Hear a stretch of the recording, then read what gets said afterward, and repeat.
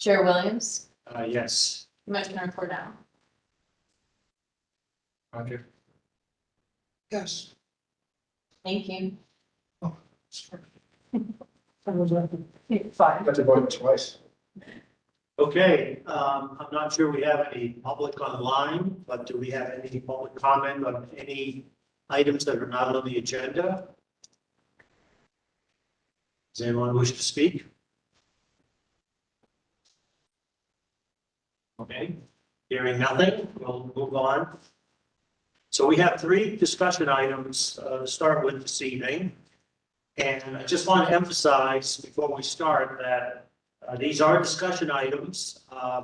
We will not be voting on them. We're soliciting input from both the public and the commission. And the 3 items will follow first, and then we'll have an action item following that. So the first one is the housing needs assessment code recommendations. And are you going to introduce that, Miranda, or Britt? I'll be introducing. Okay, thank you. Okay. So just a little summary.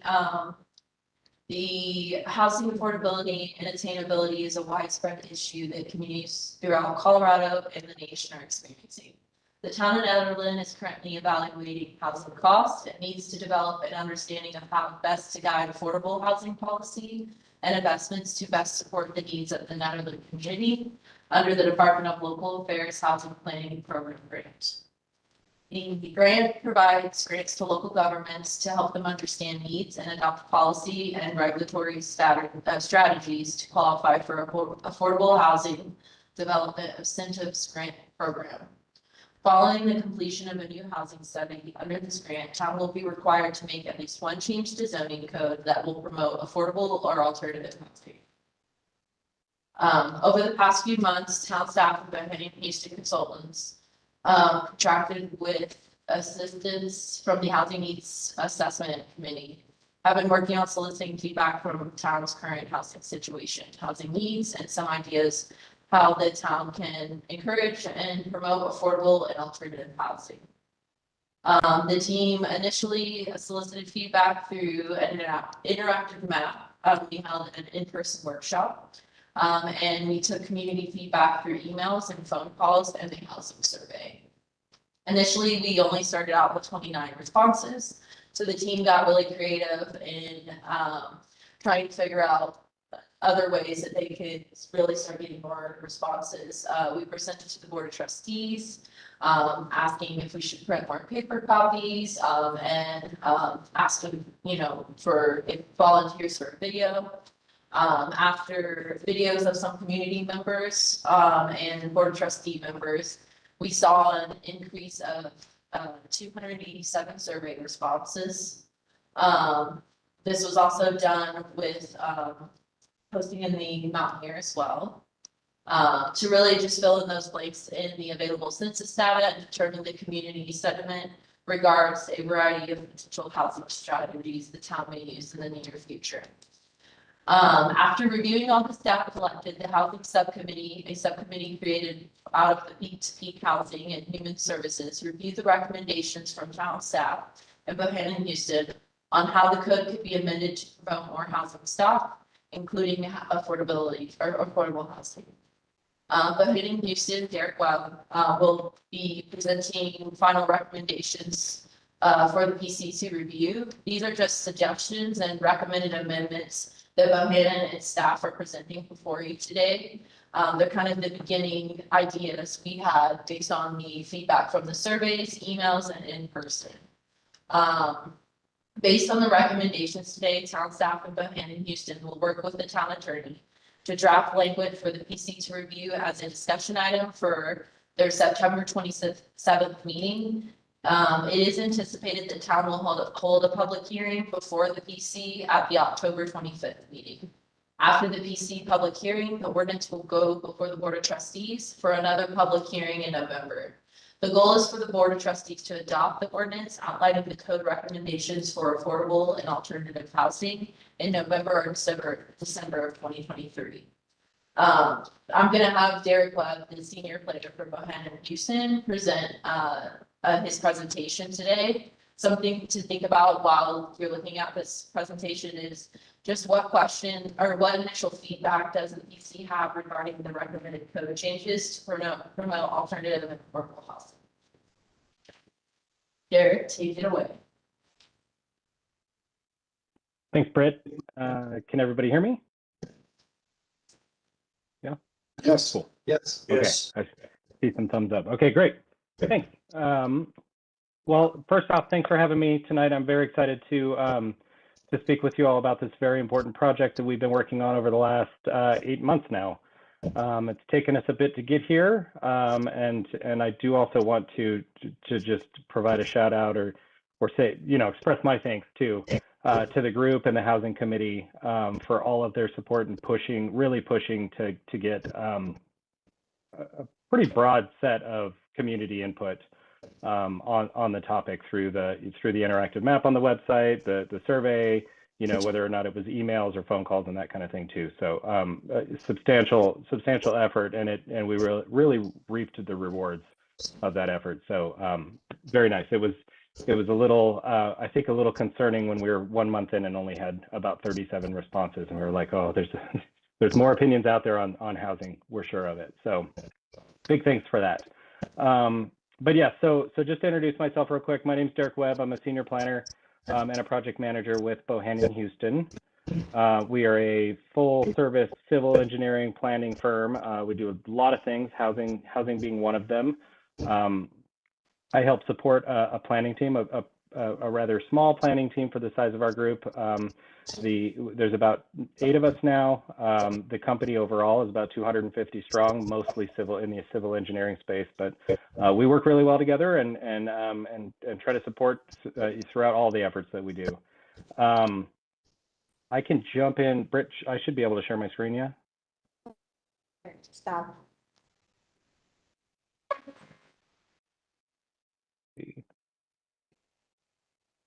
Hey, Derek, we're having some issues. Just give us a moment. Okay.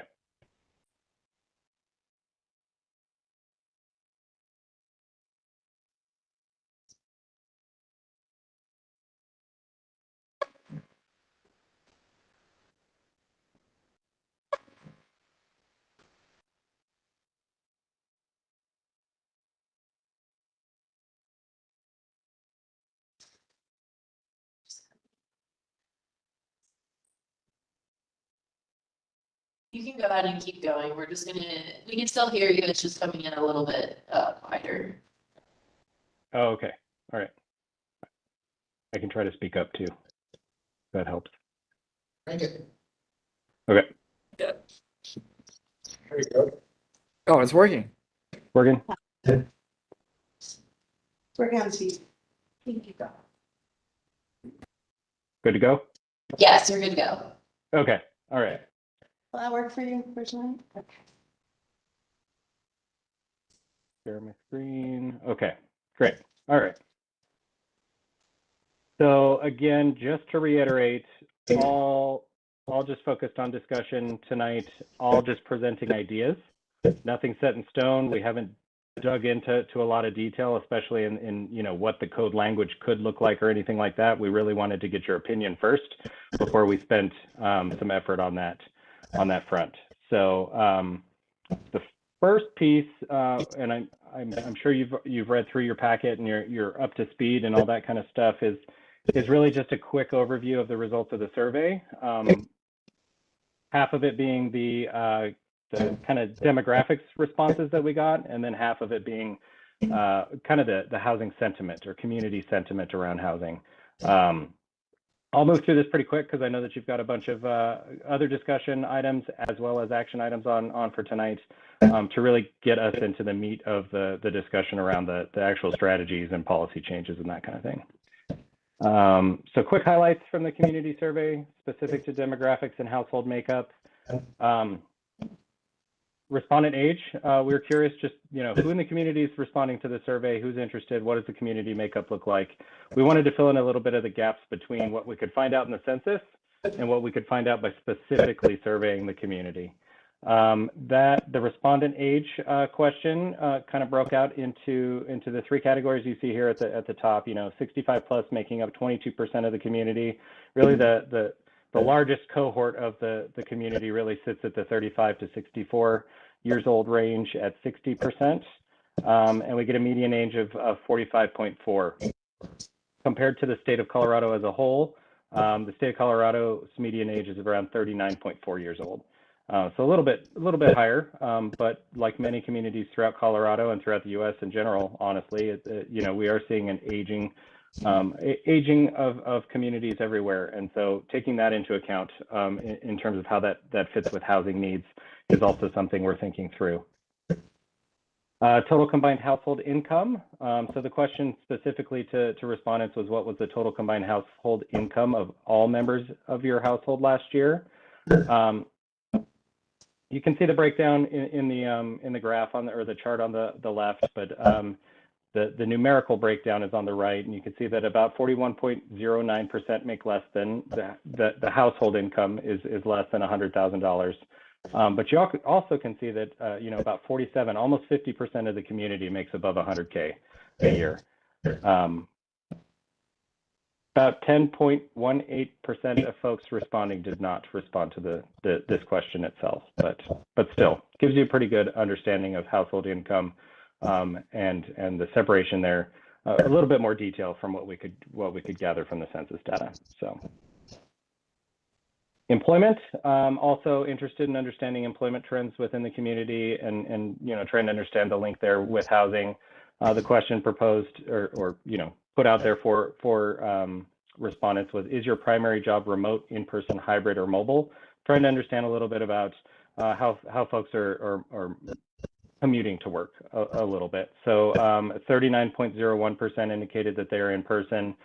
You've also got a pretty high percentage there between hybrid and remote, both at almost 25% there.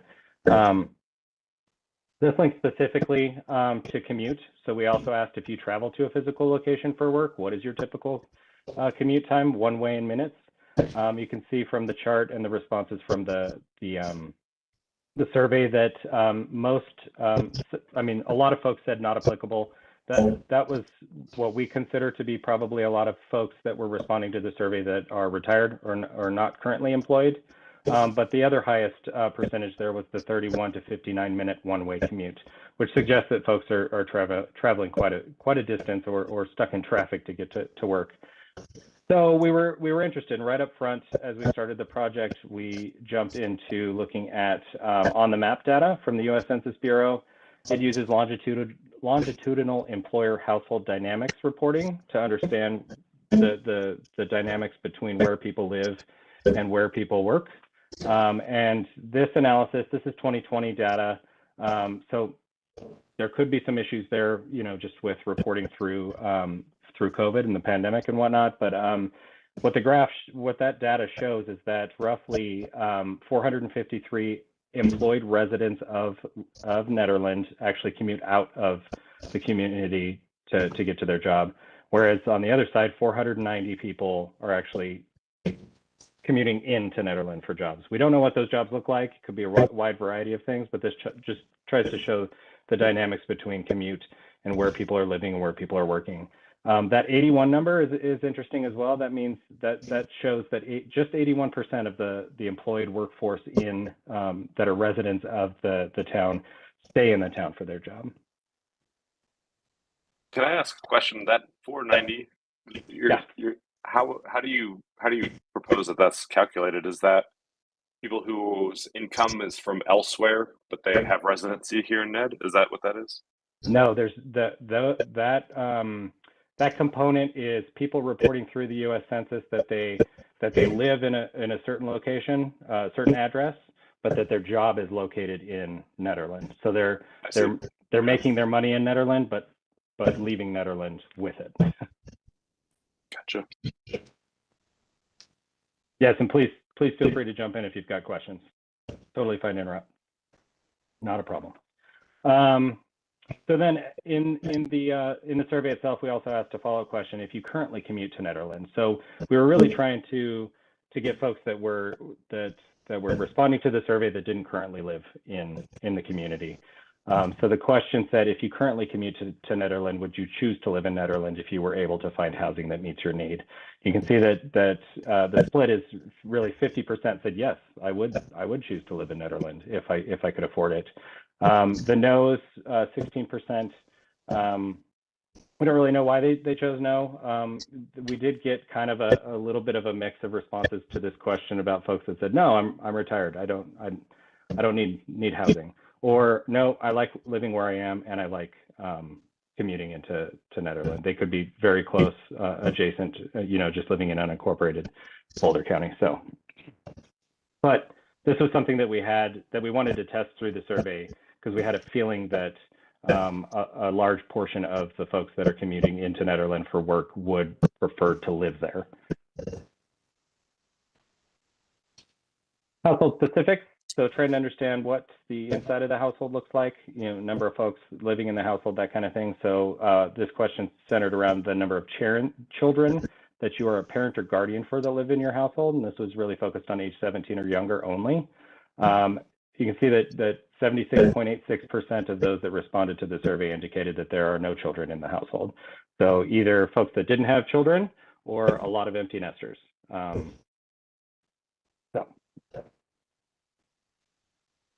Household specifics, do you rent or own the place you live? 72.65% indicated that they own, whereas 24.90% indicate they rent.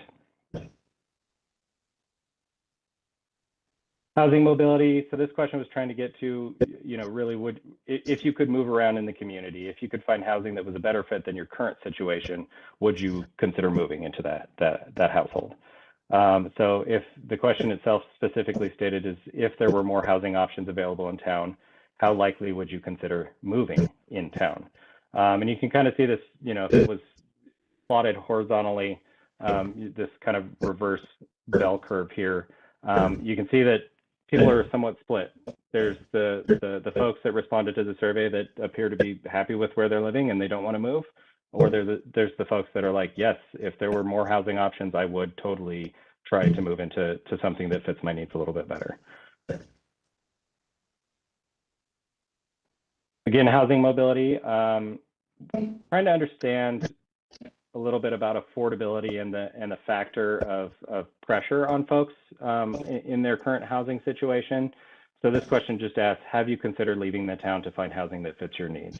Are you unhappy with it? I'm kind of expanding the question a little bit here, but the thought process behind this was, are folks unhappy enough with their current housing situation that they've actually tried to look elsewhere and have considered moving out of the community?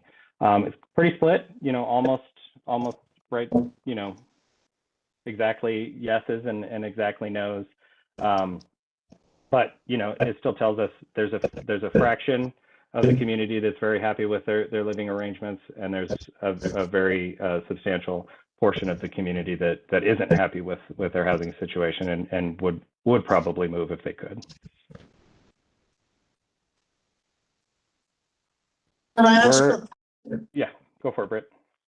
How many respondents do you have from these last several questions? Was that a question to me? I'm sorry, I couldn't quite hear.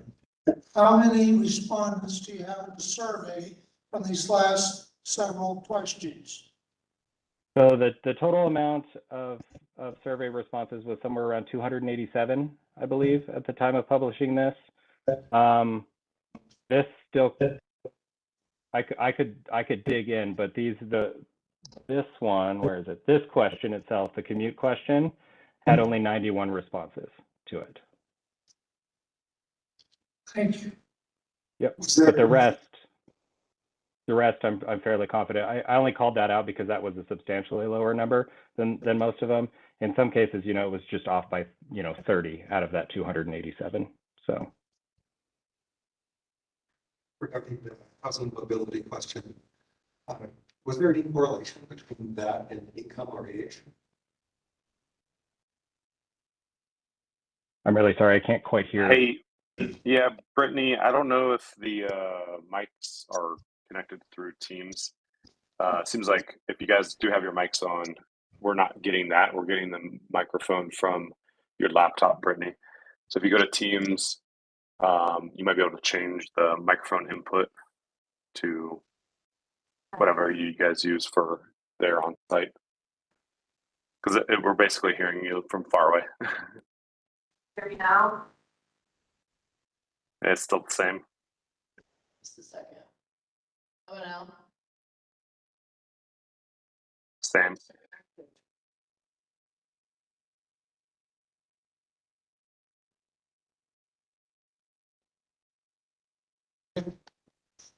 What you want? What was the question again? Is there a correlation between the housing mobility answers and age and income? Is there, oh shoot, I already forgot it. I'm sorry, I'm zoned out. Okay, we have a question from the planning commission. Is there a correlation?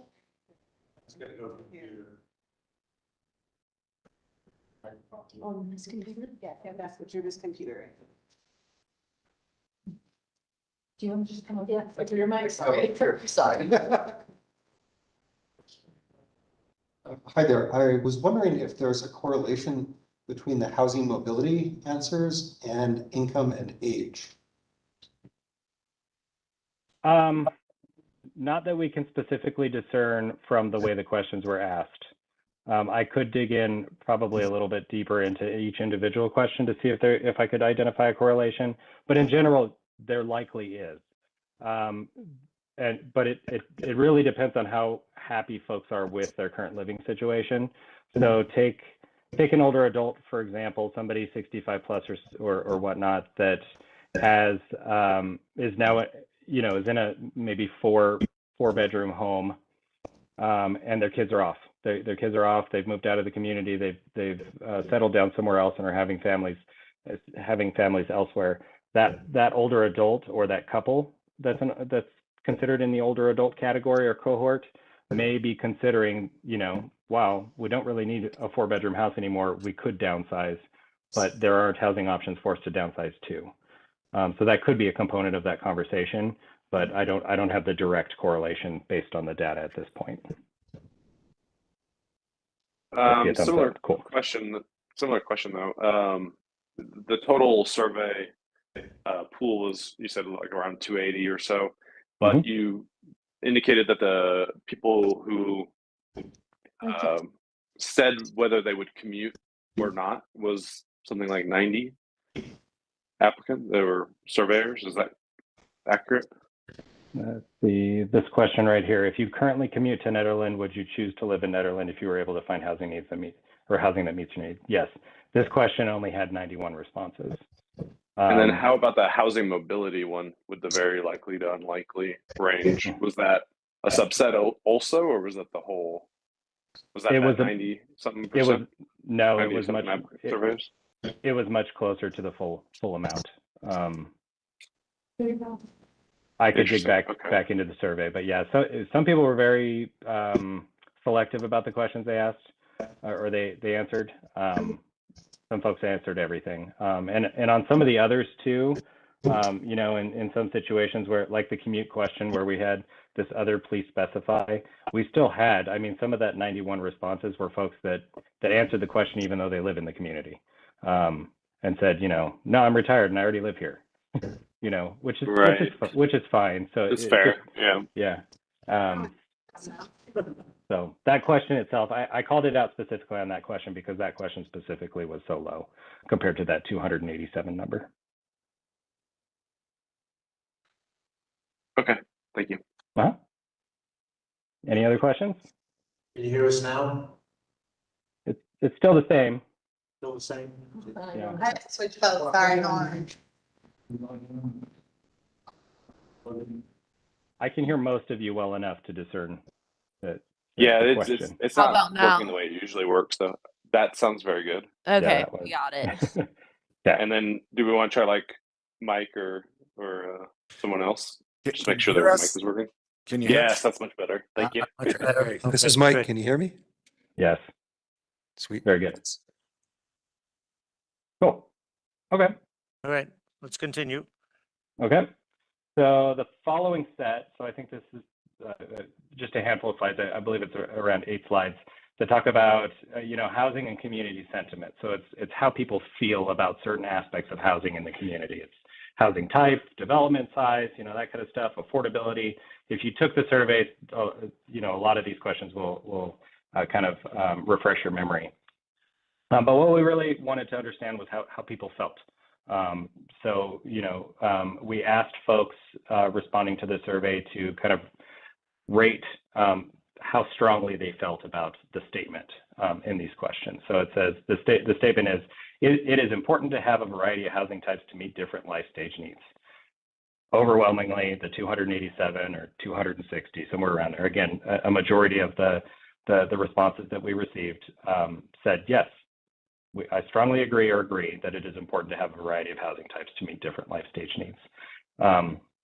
If any of you have had an opportunity to check out the kind of data profile of the community housing needs assessment that we've put up on the project website, you'll note that when you look at the breakdown of housing types in the community, somewhere around 93, it might be 92.8, 93.2, something like that. I'm just thinking off the top of my head, but somewhere around 93% of the community is single family detached housing.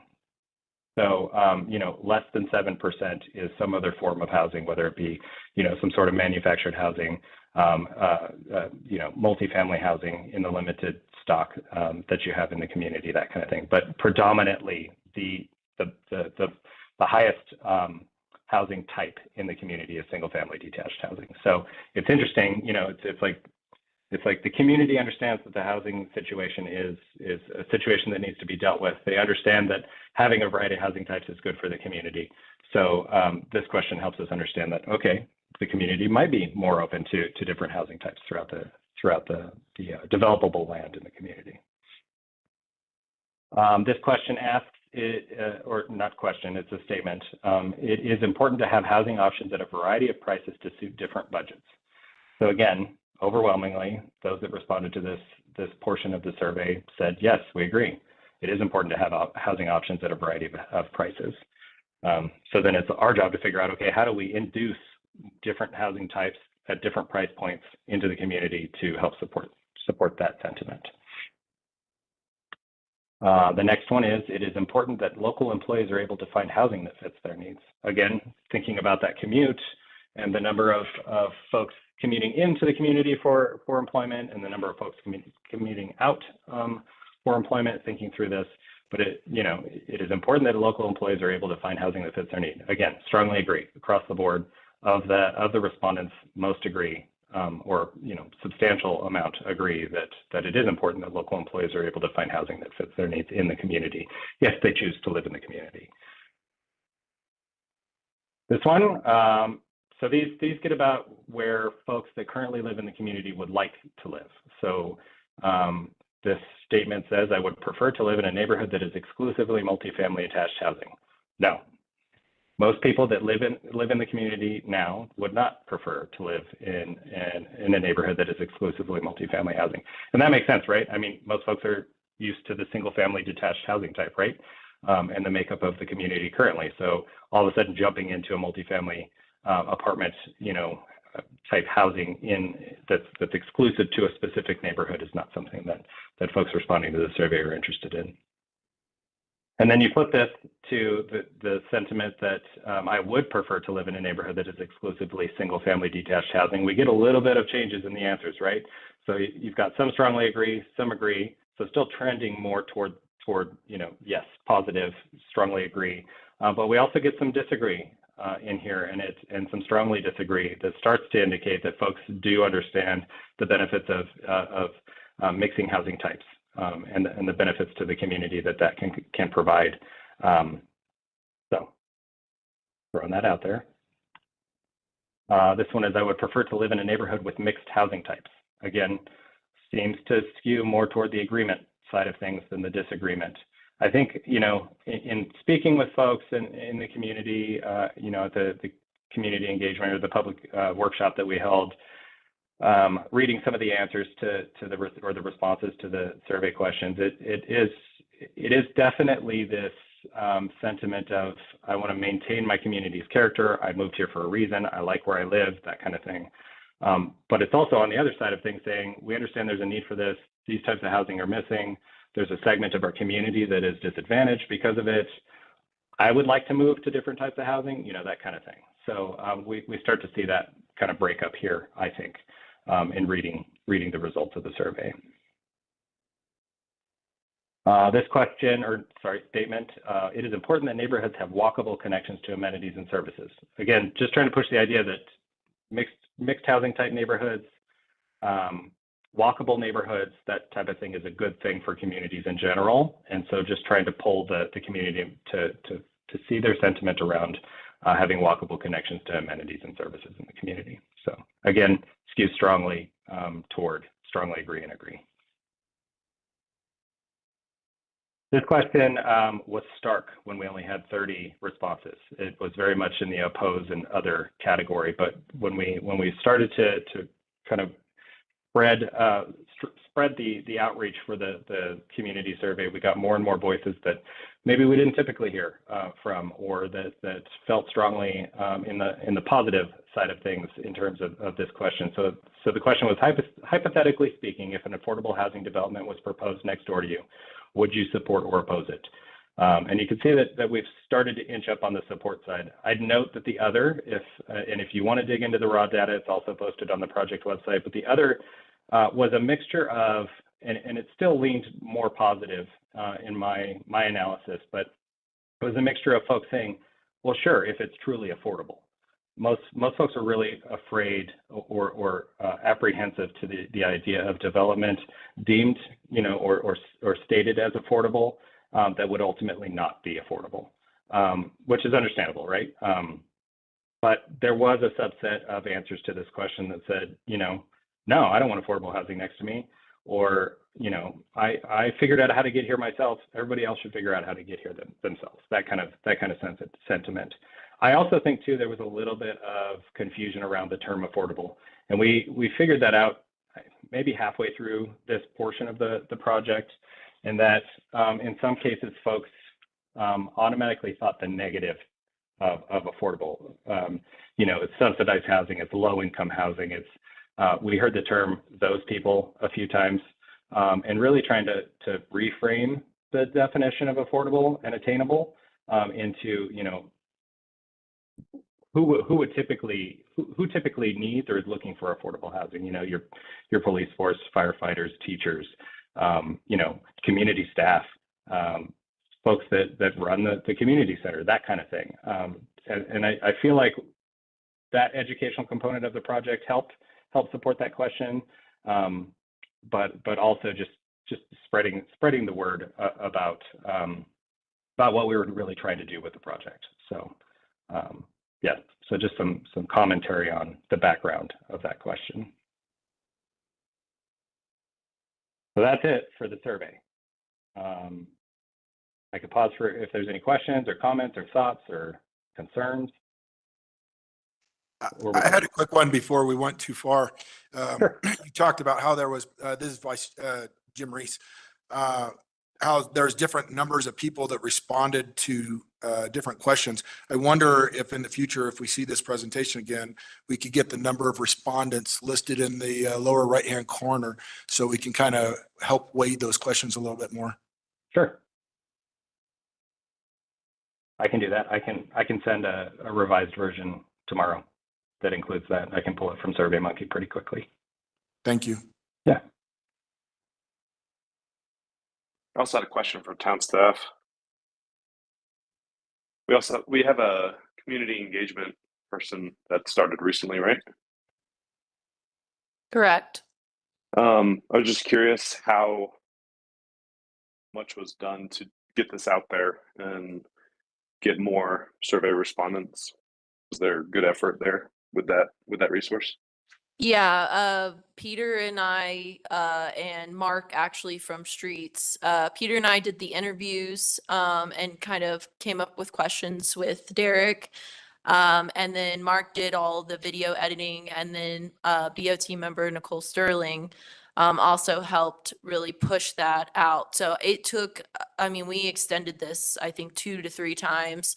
And even with that engagement, showing up to the senior lunch, this was still, I mean, although we saw a big jump and we were excited about it, this, I mean, it still is a very little response compared to the amount of people that live here. So I would say we had a lot of push from Peter, myself, Derek, and, other Board of Trustees members. And yeah, there was a lot that went into this. So we were That's great. excited that this is what we got, but unfortunately it's really hard to engage people on some certain subjects here Sure. just because of the survey overload. But compared to prior surveys, you're happy with there was a noticeable increase? Yeah, I believe so. I mean, we tend to, or what I can say, I tend to see is there's a lot more survey responses when the item might be a little bit controversial, versus something along this line. So we just tried to reach out. I think we probably got more responses from community members that typically don't respond, just because they, some of the seniors didn't have access to a computer. I had a couple of people stop by my office. Derek got a couple of calls. And so I think we saw some responses that we typically don't get. And so we took the time to either use their comments, Derek took note of them, or the seniors I individually put in their surveys. Okay, excellent. Sounds great. Thank you. Yeah, I'd add too, it was definitely this multi-pronged approach between project website, interactive map, Mountaineer, digital ads, word of mouth. We also provided, a social media toolkit to help frame and provide all the background and the narrative in draft form that Peter could use to schedule posts online and whatnot. So it definitely took some pushing, but yeah, I mean, even for my role as a planner that does community engagement in a wide variety of communities on a wide variety of topics. I mean, this was what we ultimately ended up with was substantial compared to where we started. So, well, that's great to hear. I think you can bring a horse to water, but you can't make them drink. And I think it's just good that we added a new resource to the town staff, and it's clearly evident with all the data you gathered. I was just kind of curious how it measured against prior surveys. So it sounds like it was a success. So that's great. Thank you. Yeah. All right. Well, if there's no more questions or comments about the survey, there are? Okay, sorry. Yeah, the first thing, one of the things that jumped out at me is the household income slide. It looks like 41% are below 100K and roughly 50% are above 100K. Is that in line with state demographics, or is this in any way skewed income-wise? It is definitely higher. Let me add some notes on this. Where did it go? I believe this. See if I can open the other one that I've got. No, it's not going to let me. Okay. I do know that the median for the state is somewhere around 83,000, and I'm saying that wrong. The mean for the state is somewhere around 83,000.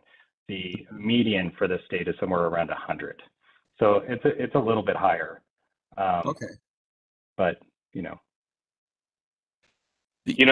actually, Mayor Pro Tem Mahoney, you bring up a good point. Like looking at our demographic of our combined household income, there isn't a lot on this slide about the job community and what salaries are available in our town provided by jobs in the town. Mm-hmm. Have you done that in the past in any kind of surveys with housing and community availability for jobs available? I don't know that we have, but given the number of people who say they're remote, I don't know that it's going to correlate. The another one that jumps out on me again on sample representation is it really jumps out at me that 77% of us are childless.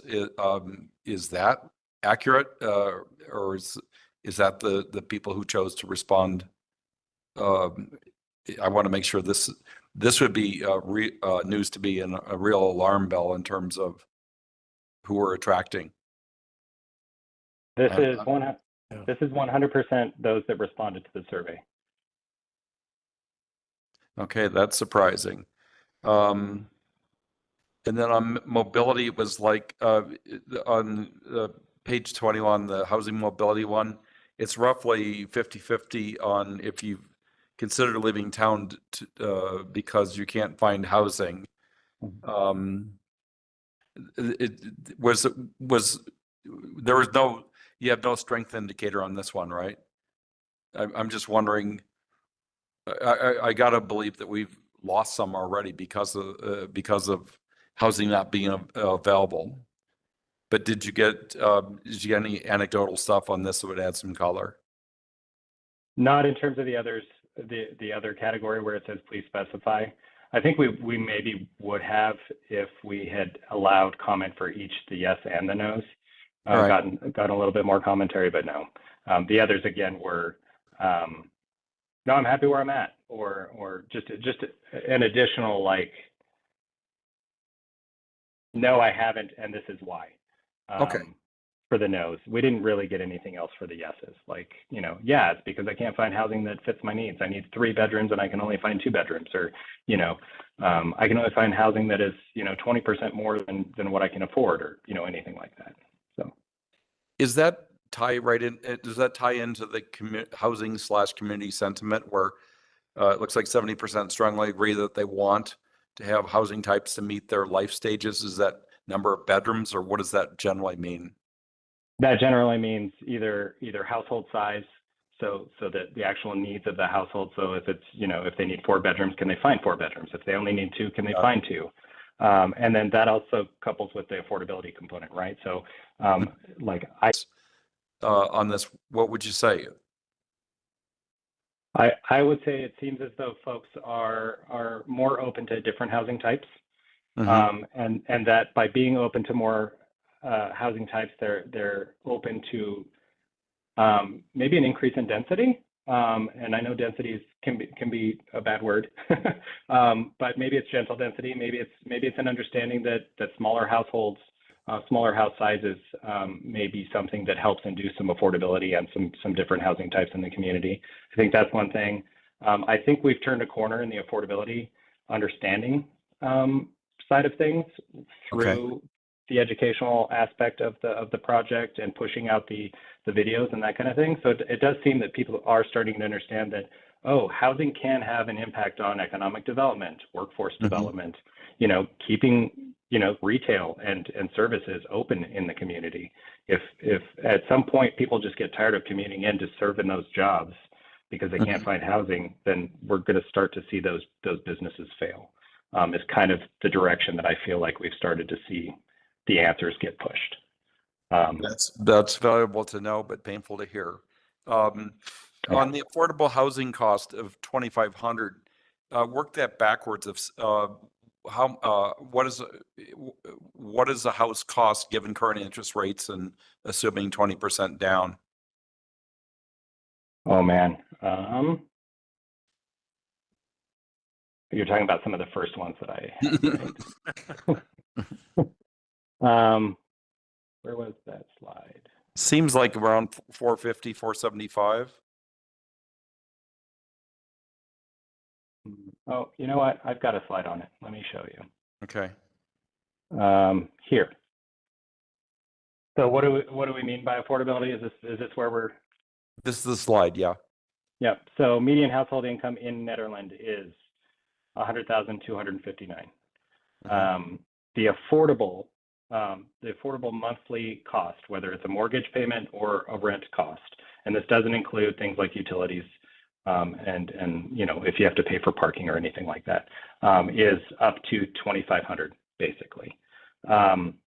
What does a typical home in Nederland look like right now? Well, I know that the median sale price, and I'm sorry I don't have this up in front of me at the moment, but it is included on the project website. There's that data sheet that we put together. I believe the median home sale price last year, or maybe this current year, was somewhere around almost $900,000. It was like 800 and some, $880,000 or something like that, which was something like, you know, close to 20% difference in the previous year increase in sale price. That kind of gets us to the issue. The entry price seems to be around 450 to 550. Is that what you found? Yeah, in terms of an affordable unit that equates to a mortgage payment or a rent payment, is around that price. Yes. So the median, at a median household income of 100, they're going to be really hard pressed to come in at the very low end, because there simply isn't anything on the market at that price or any price. Right. Okay. Exactly. Yep. I would say there's probably nothing on the market close to that price. How unusual are we with other mountain towns or other front range communities that you've worked with? You are not unusual at all. You are right in line with the pain points that other communities are facing right now. We are also working in Lyons on a housing needs assessment as well, and it's a very similar story. I believe the median house sale price last year in Lyons was over $1 million. Okay, then. So you're a little better. So Mike, I'd like to ask for a clarification on this slide. Is this talking about purely sales and not accounting for rentals? But I'm asking this because, and I realize it's in quotes, that affordable monthly housing cost is $2,500 a month. That I find incredibly disturbing. That's 30% of a median household income of $100,000. That's typically what is considered, you know, under HUD, the Housing and Urban Development, or just in the general space of housing affordability. It's no more than 30% of what your household income is. This slide itself is showing the area median income breakdown for 30%, 50%, you know, all the way up to 140%. And the 2% is highlighted because Nederland has an average household size of 2.43 or something like that. So, Gotcha. This may be an unfair and difficult question, but I'm going to ask it anyway. Do you think that HUD definition is sensible? I've seen others that go up to 45 that include things like transportation costs and utilities, which I feel like is a more encompassing kind of percentage to base it off of. But the 30% seems to be the standard when you also couple subsidized housing. So if you're looking for, you know, vouchers, or you're looking for, you know, support from, you know, like a housing authority or something like that. I meant specifically in Nederland's case, because. 30%. Yeah, because that's totally unrealistic for anybody who's working a regular job. Right. Yeah, and I think it's totally unrealistic for the housing stock that you currently have. Gotcha. Thank you. Yeah, I think if you had a deeper variety of housing types that induced more affordability levels in payment in cost, I think you could get closer to that 30%. Did your remit include coming up with the unmet need, or how many homes were short on both the rental and the homes available to buy? Yes, the part of the project was to determine some sort of gap or need or target.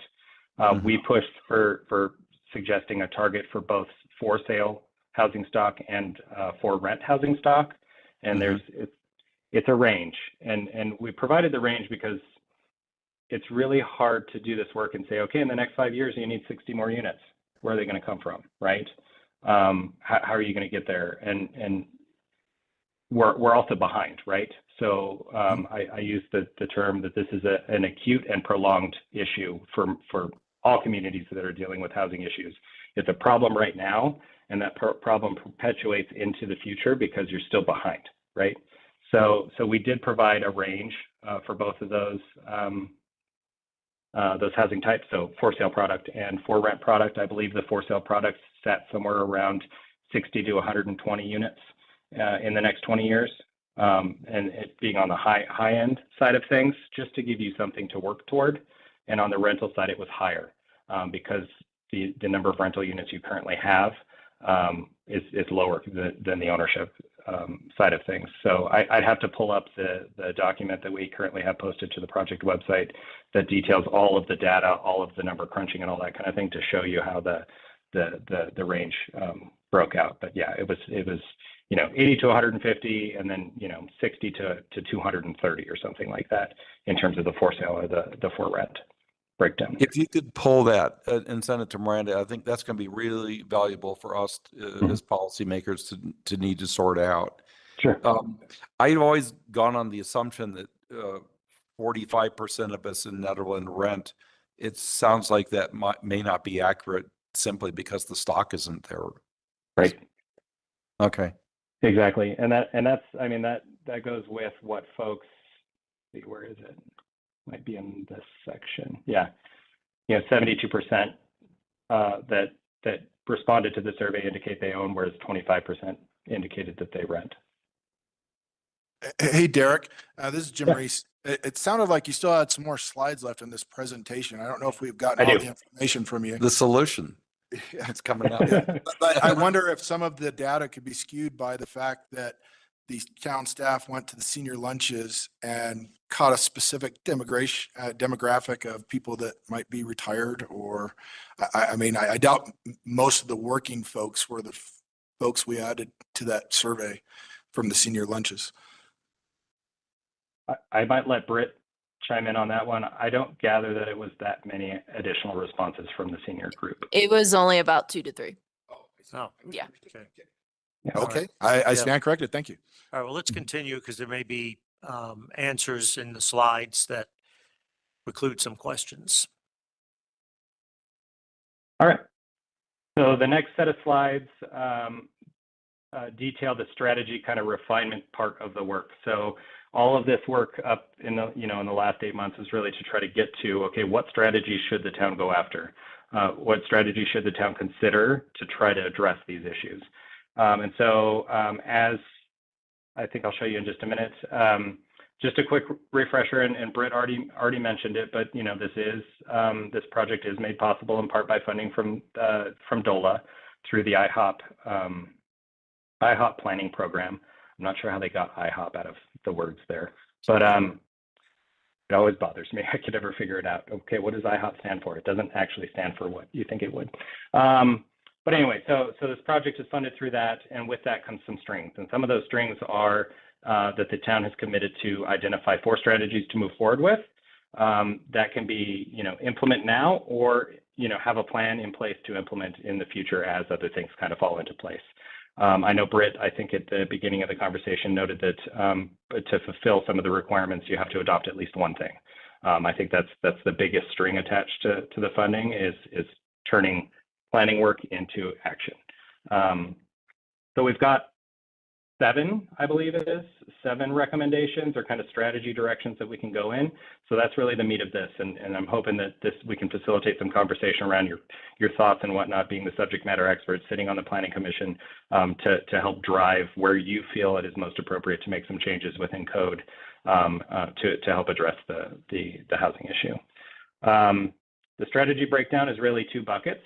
And what do we mean by those buckets? Well, there's an affordability consideration bucket, and then there's an increased housing development bucket. Simply by increasing housing supply, I mean, it's a typical supply and demand kind of equation, right? If we can increase supply of housing, in some instances, it can increase affordability because you're decreasing the demand, or you're helping deal with the demand for certain housing types. You'll see as we work through this, or if you've already looked through the packet, that sometimes these are intermingled. In some cases, it is really only just, okay, this policy is really to just induce more housing development. In some cases, we can add a layer of affordability onto this thing that we're talking about. So it's a kind of an either and situation. We're increasing housing development. Oh, and if you add an affordability component, you can maybe do a little bit more, that type of thing. So just wanted to get that out there and kind of set it up. You've already kind of seen one of these slides. I'm just going to walk you through what do we mean by increased housing development. Really, it's encouraging the production of market rate housing. It's allowing more housing types and making it easier to develop. That doesn't mean that we're making it easier for your mansions. We're not trying to make it easier for anybody to come in and build a $2+ million home in the middle of Nederland that ultimately isn't going to help fix the problem. It's trying to make it easier for the housing types that you want and need to support the community. This graphic is up on the project website. You may have seen it. You may be familiar with it. It really talks about the missing middle. So really what we're dealing with here is trying to incentivize and figure out a way to get development to occur that targets these housing types in the middle. It doesn't have to be exactly these housing types. It's just a variety or a diversity of housing types. What we have a lot of in the community is single family homes. We talked about that earlier, where I mentioned it's roughly 93% of the housing stock in Nederland is single family detached homes. We've got a couple multifamily homes or apartment buildings or that type of situation in the community, but not enough to really deal with the potential demand in the rental space, right? But we also, if we're going to try to address the affordability issue within the housing stock in general, we need to induce different housing types that make it easier for folks to enter into the market. So that's what we mean by increased housing development. What we mean by affordability considerations is a little bit broader. It's talking about what we just spoke about within this slide was really trying to target how we try to get housing stock for sale housing stock really that fits within this affordable monthly housing cost that tries to target somewhere between the 80 to 120% AMI. That doesn't mean that we're not trying to incentivize or support the development of housing that could potentially support the lower end, the 30%, the 50%, the 60%. I will stress, though, this project is not specifically about low-income housing or subsidized housing. Yes, we want to consider it. We want to make sure that we try to incorporate it or make sure there's a consideration of it. But the project itself is about more housing that induces affordability into the community. Again, what do we mean by affordability? This is another kind of data point specific to the town. We're also considering what housing cost burden is. Again, it's that kind of rough definition of above 30% of your income, your housing cost burdened if your rent payment or mortgage payment is above that 30% threshold. What the chart shows here is that 47% of households in Netherlands spend more than 30% of their annual income on housing. So 47% of people are spending more than they should be on housing. And that's largely due to the types the diversity of types that's missing in the community specifically. Sound good so far? Yep. Yes, please continue. Okay. So this strategy list, I won't read all of them. I just wanted to kind of show you the breakdown between, affordability consideration and incentivizing or just increasing the housing development with those, those little green and blue houses. You can see that there's some overlap in some of them. Some are just specifically affordable. Some are, or at least one is specifically about increasing development. But I'm going to walk you through each one of these. Again, we can dive in and spend more time in some areas than others.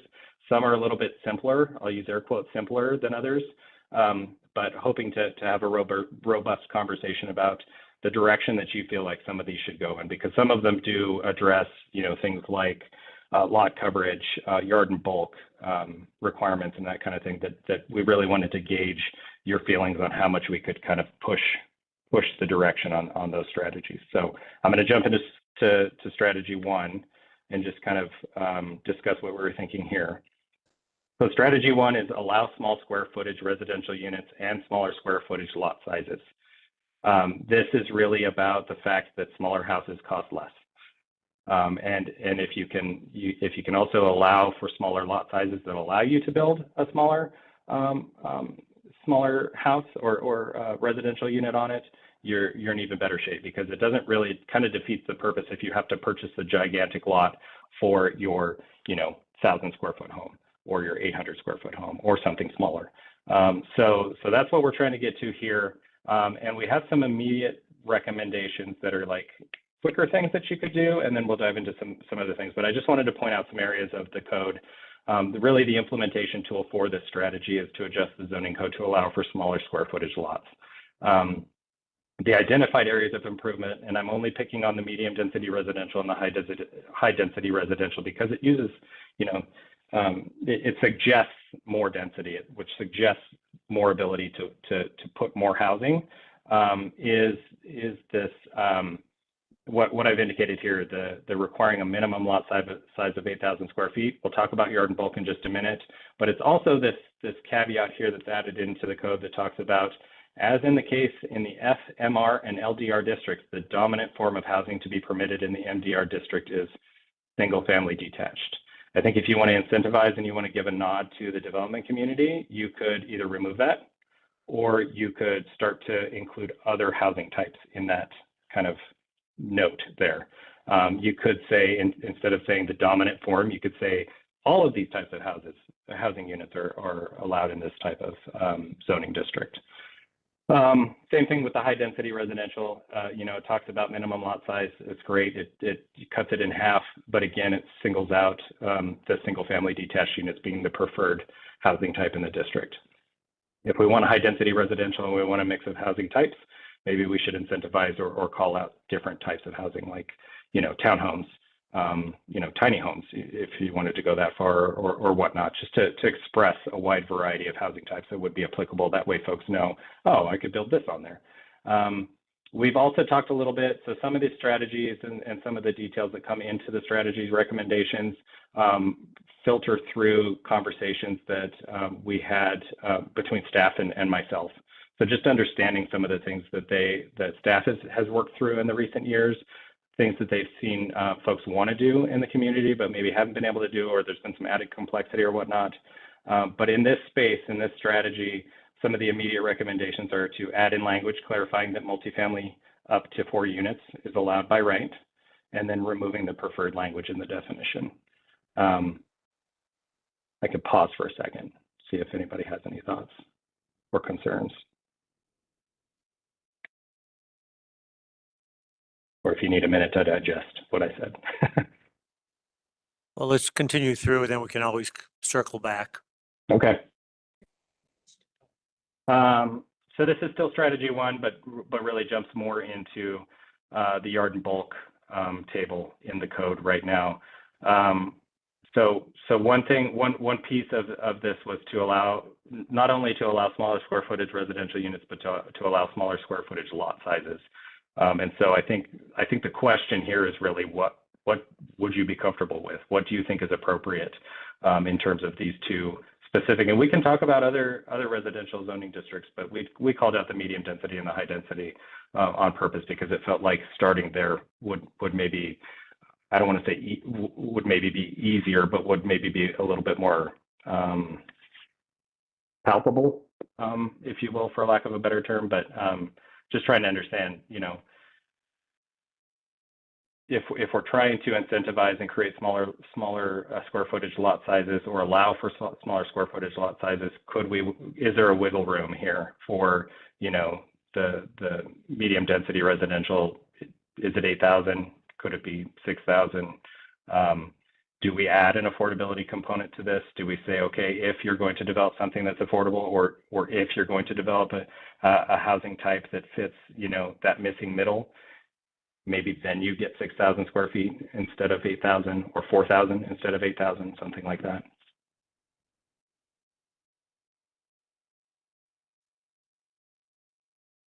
Are you seeing this in other communities around the state? Or these seem like really big cuts? Is this consistent with what you're seeing elsewhere? It is consistent, yes. And it's either held specifically as, what we've talked, Miranda, Britt, and I have talked about, okay, maybe there's a yard and bulk section that's specifically for affordable housing. If you fit an affordable housing category and you can prove, and we can deed restrict them or whatnot, maybe you fit into this yard and bulk category over here that doesn't even talk about a percentage decrease over here.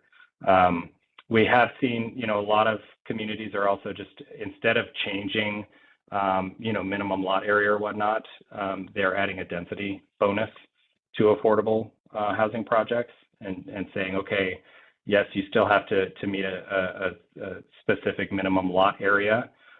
But instead of up to 4 units, if you can induce some affordability into it at a certain percentage, and we'd have to work through this with you all, but then maybe you can add 3 units and not have to jump through more hoops to add three units when you've got an 8,000 square foot lot and you want to do seven units instead of 4. I don't know. Again, just rambling off the top of my head of the direction we could go, but. I do see a hand from the screen. Yeah, that's Christopher. I just wanted to ask a question. Before I moved to Ned, I actually lived in Austin, and it was kind of as it was kind of growing, the heyday. And on the east side, I saw a lot of property being purchased, and then the lot coverage, maximum lot coverage, to me, I just want to kind of call it out. It's a double-edged sword. You have the ability to add more units per property. However, I did see basically an original home being torn down, and then 2 buildings being put up front and back of the lot on the same property because the lot coverage increase percentage, was raised, and it was able to put in more units on one existing property lot. Are you seeing that in Colorado at all? I saw that just all the time on the east side of Austin as it was growing. I haven't heard of a specific situation where it's happened that a single family lot or something like that has been purchased and then completely raised and then densified substantially all of a sudden. I do know it's been a concern throughout a lot of the conversations we've been having, and so that we're trying to think through mechanisms to incentivize more density in appropriate ways, but also decentivize Sure. the ability to just come in as an investor and knock it down. I think a lot of the ways that folks that I've seen or communities that I've seen are dealing with that is to specifically add a very strong affordability component to some sort of demolition in that type of sense. Interesting. Okay. Right. For the record, Chris, this is Mike Dye. That's already happened in Nederland. There's a lot in Old Town was purchased. They raised the property, maintained one of the buildings, but then put in a triplex, just so you know.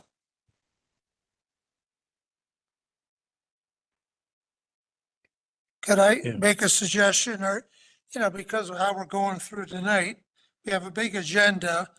Could we work through this overview and we actually have a good method or an outline of what we want to do in the coming months?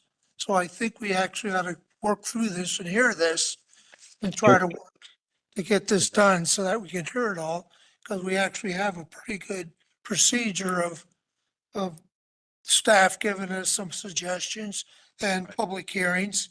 So we can't solve. No, we won't everything solve these tonight, but certainly what's highlighted in yellow is I pretty agree, but straightforward. Yeah. We're only about halfway through. Yeah. Okay, let's continue, please. Yeah. All right. And then this was just the survey results that link to the idea of folks being okay with this type of idea. But it's in your packet, and we can obviously provide the presentation after the fact too, if you want to, see it on your screen. Strategy 2 was to develop flexibility in land occupancy requirements. This one specifically came from conversations we had with Britt and Miranda. But the implementation tool here was really to allow accessory dwelling units to be constructed and occupied prior to construction of a primary home. Accessory dwelling units are obviously a really decent way to induce some affordability in the community right off the bat with occupancy for somebody that's looking for a rental unit, but also to help maybe a homeowner or a property owner that could use that income to help with their mortgage payments and that kind of thing. So This was just one thing that's come up. I know several times in the past, just talking with Britt and Miranda, is that, you know, folks are coming in, they'd like to develop their property, but they'd also like to live on it while they're building their primary residence on the piece of property. And so one issue that's come up is that, you know, they could relatively quickly stand up an accessory dwelling unit or a smaller unit that could in time turn into an accessory dwelling unit, but because it's not the primary residence, they're not allowed to do it. So this is just one suggestion that we had to try to deal with that issue, to see if it could support some housing development, but also induce some affordability in the community. And really, it's just an edit to the section in the Nederland Municipal Code that deals with supplemental regulations as it specifically relates to accessory dwelling units. To just state that it could be built first. I haven't personally seen any community do this, but we can try.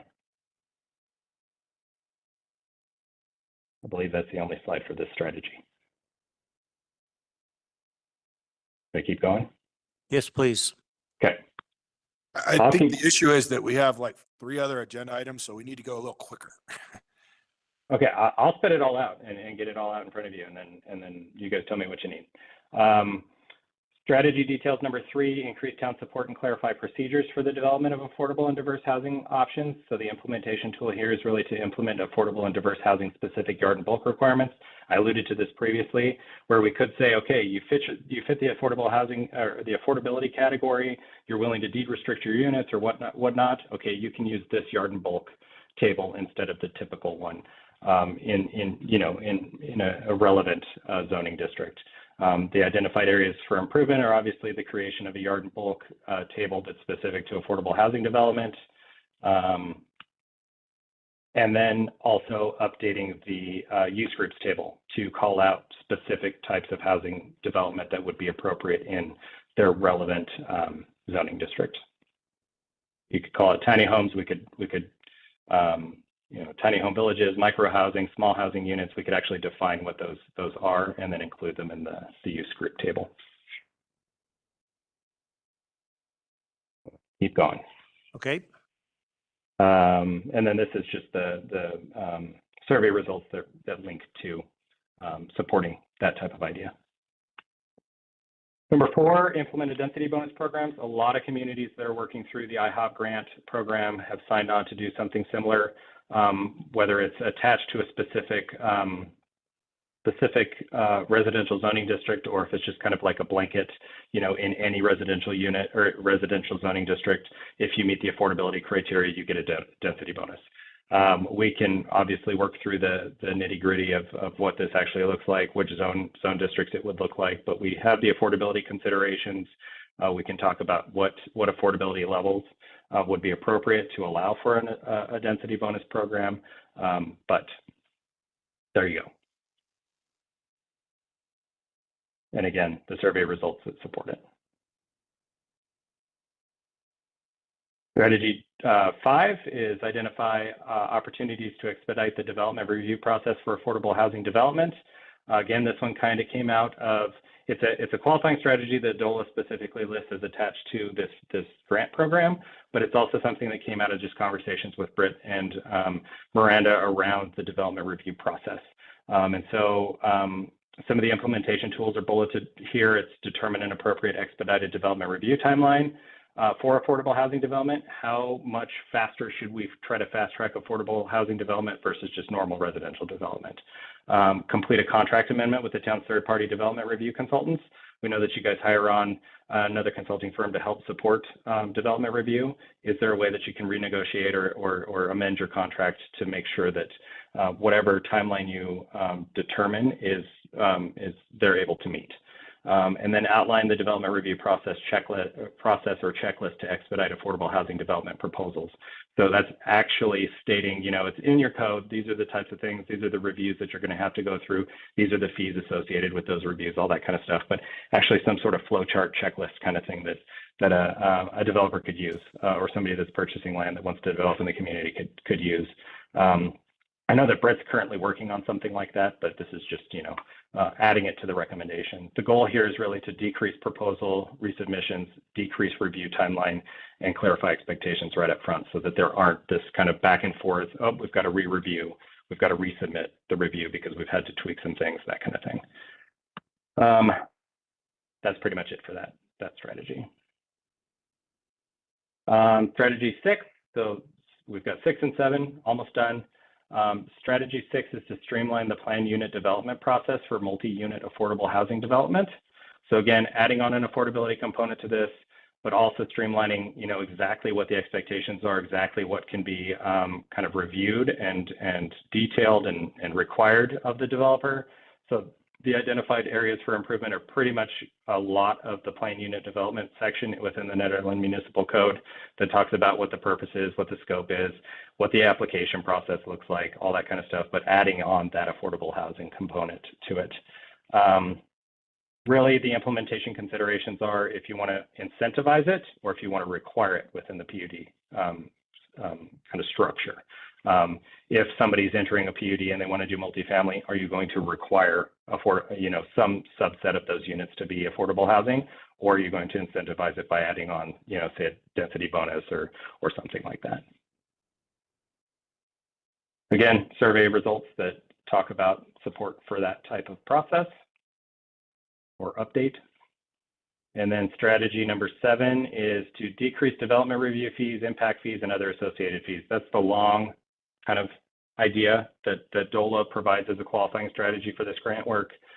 The implementation tools are kind of broad. I mean, it's multifaceted, I guess I could call it.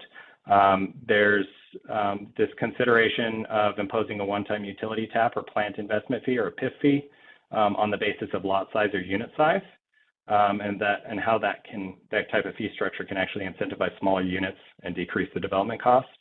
The big one in the middle is kind of the immediate recommendation, or actually something that's kind of in the process, but something that we've talked to staff about trying to get your rate study consultant to think about is how to complete a new rate study that has a water rate affordability component to try to identify, are there ways that we can decrease rates that are associated with affordable housing developments while typically maintaining rates for other types of developments, commercial and regular type of residential development.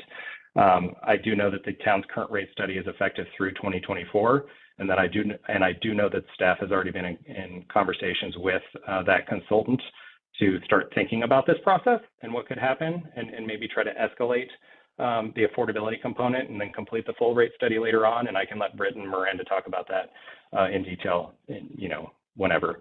But that's one idea. And then the third bullet point there is to consider a decrease or fee waiver for building and zoning related fees for affordable housing developments. That could be, if it's an affordable unit or set of units, is there a way to waive town fees? Do you want to do it as a flat monetary decrease when the affordability component is targeted at some sort of AMI? Or do you want to do it as a percentage? And that percentage could be based on the number of affordable units being provided. It could be, it could be market rate. It could be just for affordable, that kind of thing. And then the last one there is just in conversation with staff about removing the town's fees from building permits for affordable housing developments and only charge the 70% fee to cover your development review consultants' costs. Because you can't get rid of those, but you could potentially decrease or waive the town's fees specific to building permits. Okay. Well, thank you. And then, yeah. Do you have something else to say? I was just going to say, and then you'll see in the slide or in your packet that it also points out all of the fees that the town currently charges for development, which I'm sure many or all of you are very familiar with. That's all. Okay. Any other quick questions? It seems to me there's a lot of meat on the bone here. And we won't have time tonight to go into details, but let me just ask some of the Planning Commission members if they have any general comments or reactions to what we've seen. We'll see again. Well, yes. But there's a lot to digest here, but anything that, I guess one question I had is, are these strategies very similar to other communities that you've worked with? Very similar, yes. You know, the mechanism is a little different in some spots and others. In some places, they may already have a density bonus program, but we just need to boost it or add the affordability component to it. In some communities, things like inclusionary housing ordinances are being considered, which are really drastic and substantial updates to you know, a broad requirement for policy changes. But yeah, I mean, in general, it's interesting. DOLA has been tracking what communities are adopting as a result of these programs, and so they've got a long list, and they're all, you know, all kind of going after the same things. The nice thing is that this program sets you up for further funding. It opens the door for further funding because you've done this work to help with other things, like, you know, infrastructure needs and purchasing property for affordable housing development, that kind of stuff. So, but yes, the quicker answer is yes, these are similar things that other communities are implementing. Does it seem to be working from what you can see? I think it depends. I think the policy coupled with the environment for development in some communities is really pushing it. I don't know. It's hard to quantify because it's still a little bit early, but they are seeing a substantial change in the policy realm around housing development throughout the state. I do know that some communities are moving a little bit quicker in terms of actually seeing development come online, or get through the pipeline and start to break ground. So I don't know. Time will still tell. I think there are some policy tweaks that help immediately and some policy tweaks that take a little bit to get incorporated. And then that also takes a little bit of time for the development community to kind of grasp on and say, oh, hey, we should go there because they're really pro affordable housing and they want to help us actually develop our property. Okay. Yeah, thank you. Any other reactions, general comments, questions? If I can do it in 30 seconds so we don't go on after I ask to move on here. Well, I think there's actually some things here that are not far out of reach, so we have a procedure and a schedule, which is very good. But I think the ideas of those 7, you know, we have ADUs, which actually I would argue that I think actually maybe we have to do fine tune, but I think when we did the ADUs, we were not trying to say you could not build an ADU with new construction. Same thing with the PUD. There's no reason why there can't be mixed use in a PUD. And our mixed use zone, which is actually has never came out, and even in the survey, I'd seen that where, you know, we have the commercial mixed use and there's quite a bit of commercial property that's undeveloped, which would be another key for this type of change. So they're actually, and I'm not certain that certainly the board went through the whole water and sewer rate structure and trying to figure that out. But yeah, the idea of, you know, a 4 or 5 bedroom house paying the same as say a 2-bedroom house or a 2-bedroom apartment. I remember that was a big discussion back then. So there definitely are some things that we can work on. Yep, no, I agree. I'm sort of curious from the town staff perspective, a lot of this discussion about changing fees, reducing fees, eliminating them. How does this set with the town staff? Yeah, so our recommendation is that, we don't necessarily amend fees without a new updated rate study. We're not the subject matter experts in terms of that impact. And so we've already met with Raftellus, who did our last rate study, and they're working on a proposal for what it would cost to do that kind of affordable housing component, since that's really what we're looking for. So one of the major recommendations that come out of the housing needs assessment is really a direction, offering that recommendation to the Board of Trustees to work on the rate study amendment with an affordable housing component. Because we don't want to just, flat out say, yes, we can reduce PIF fees without understanding the larger impact. And that's what Raftellus or any other rate study research would give us the insight into that. It seemed like a lot of that is the whole key here to a lot of these changes. And that's what is somewhat troublesome. Yeah, first, I think we do recognize, though, to Commissioner Cornell's point, there are some inconsistencies within code. I do agree that perhaps that was not the intent to say you couldn't live in a small ADU or a tiny home while building your home, but that is how the code reads. And so there's just little things that I think we can change that people want to. Britt and I responded to an email the other day of someone saying, like, you're really limiting my ability to add housing because you won't allow me to do an ADU first. And our response is like, hold tight, we hopefully will fix that. But we hear that quite often of, this is just limiting my ability to maximize my parcel. And so I think those tiny little code changes will have a large impact. And then also that yard and bulk code specifically to deed restricted affordable units, maybe allowing them to maximize their lot is another really kind of quick code change that could allow also some opportunities. But yes, a lot of that financial relief is going to come in the form of permits and TAP and PIF fees. Right. Okay, so where do we go from here? So our request is that you put together a subcommittee. We enjoy working with your subcommittees. We really need people to dive in, but the timeline is quick. So we are asking that whoever joins the subcommittee be ready to dive into this fast with us, because we have to finish this grant and the board has to adopt code language by December. So what's in your aim, that timeline has no flexibility. It needs to be adhered to. So we need to connect quickly. So if someone feels like they have the capacity, really in September to dive into this before your next meeting, that's what we're looking for, and would ask that it be 2 planning commission members so we can be pretty efficient with how those meetings are set up. So it would be 2 planning commission members and staff. Yeah, 1 or 2 to work alongside myself and Britt and Derek. Okay. Do we have any? Yes, I will step forward as one of the 2 to assist you with that. Tom. Okay. Does it have to be 2 planning commission members, or can our liaison? Yep, Tom Mayor Pro Tem Mahol can definitely join us.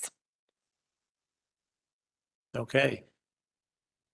Any other comments, or I guess, is there, can open it up real quick to see if anyone in the public has any comments regarding what you've heard? Oh, or you're here for it looks something like else? Chris Rivera also had his hand, or Commissioner Rivera, so I don't know if that was to join the committee. And Sorry, that was old. okay, that was sorry, old. I had you Take it off. minimized, so I just noticed it. Sorry for that Okay, delay. Thank you. All right. Well, let's proceed then that way. Oh, sorry, did you want to call for public comment? I feel like I interrupted that a little. Yeah, well, I didn't hear anyone interested to, well. You've got a few online as do. well. Okay. So, name and address, and you have 3 minutes. I won't take 3 minutes. Margie Yenser, 78 Doe Trail. I'm familiar with this topic and I really appreciate what you're trying to do. I think it's so much needed in our community here. And I liked a lot of the ideas that I saw. So I'd encourage you to look further and try to do your best to get more affordable housing, or, the terms are all different, but workforce housing in the community. Yes, thank you. Anyone else? Okay. I think we'll wrap up this item then. Thank you, Tom and Jim, for stepping up. And so the plan then is to have the subcommittee work with town and then make present their recommendations to the planning commission next meeting. Is that correct? Correct. Okay. All right. And then it would be an aim for the October meeting. We would need to have that actually voted on. Yeah, so your September meeting will be another discussion. Then the subcommittee can kind of get together, keep working, work with Attorney Matz, and that's when we'll pull her in to do the code amendments for consideration in October. Okay. Then it goes to the board in November. Yes, and that gives them kind of a few meetings to talk through this as well if needed.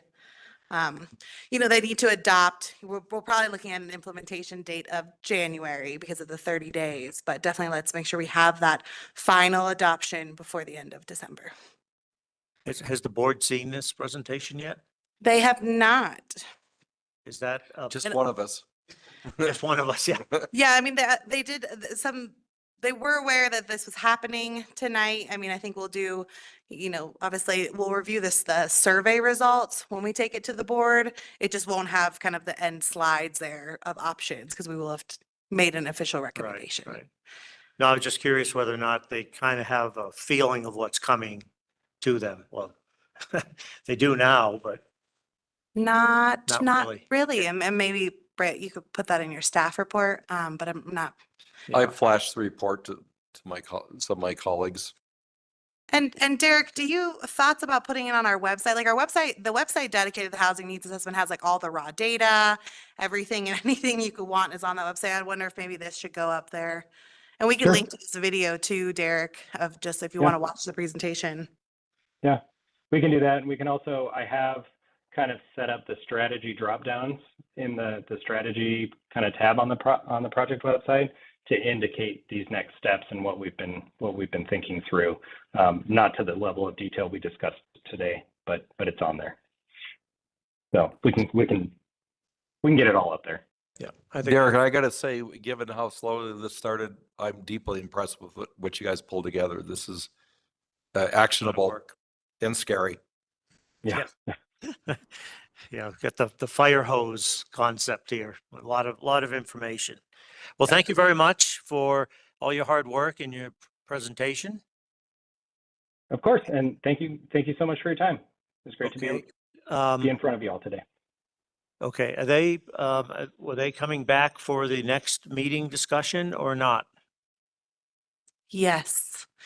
Derek's on the hook for the Okay. next couple All right. meetings. Just wanted to make sure that that was the case. You will see me again. A Okay, couple times, probably. take you up on that threat. Okay. Okay, Thanks, guys. thank you. Okay, we're going to move on to our next discussion items, the Keeping Animals Code Amendment consideration. And what I said before, this is a discussion item. Although we do have a draft ordinance, it doesn't mean that it is going to be voted on tonight or go forward to the Board of Trustees. It's just there mainly for discussion. And before we start, I just want to poll the commissioners to see if anyone needs to disqualify or recuse themselves from any of the discussions regarding the keeping animals, or report any significant ex parte or pre-hearing contacts. Anything? Okay. Well, let's proceed. And Miranda, will you introduce, or is this? I will be Britt will do it? Okay. So just quick summary, March 1st, 2022, that's when the Board of Trustees requested the PC assess whether or not the zoning limitations for animals to ensure their health and safety. The BOT noted that should any zoning limitations be implemented, they should be done so with the animal's health, safety, and welfare in mind. April 2022 is when a subcommittee was formed through the PC. It originally consisted of Commissioner Cornell, former Commissioner Giblin, Cynthia Bakke, and the former Deputy Zoning Administrator. There was some time in between that where a break was taken, and the committee now consists of myself, Town and Zoning Administrator Miranda Fisher, Commissioner Cornell, and Commissioner Dye. At the March 15th meeting, staff and the Animal Subcommittee presented some draft language for the PC considered. It was presented a little bit differently. We did a repeal and replace versus the red line. We during that meeting, we got a lot of feedback from the public and the commissioners themselves. So after that meeting, the subcommittee and town staff shifted their focus to domestic large hooved animals, clarifying barking dog language, and then looking extensively at the enforcement side of Boulder County Sheriff's Office. The draft was originally set to be presented July 26th meeting, but postponed because staff really wanted input from Boulder County Sheriff's Office and Safe Builds Code Enforcement. We were able to get feedback from both of those parties. Neither one identified major concerns with code and felt they could do the enforcement listed in the areas where the respective agencies were referenced. Town staff and the animal subcommittee are seeking initial feedback from the PC on this revised ordinance. The edits to the initial code are tracked in the red line version. However, since there are so many changes, we also provided a clean copy version. Let's see. You will also note there is a chart here on the state law. Can you clarify that for me? I'm sorry. Sure. So this is in the AIM, the chart describes what state law provisions there are that would be potentially similar to code provisions in the draft ordinance. So there's the vicious animal, running at large, and care and keeping of animals section in state law. So in other words, if you didn't adopt those sections of the code, they could be that conduct could be enforced through state law. That was one of the comments that we had received from the Boulder County Sheriff's Office, is a question as to whether, for example, a dog bite language in your code is that required because you already have it in state law.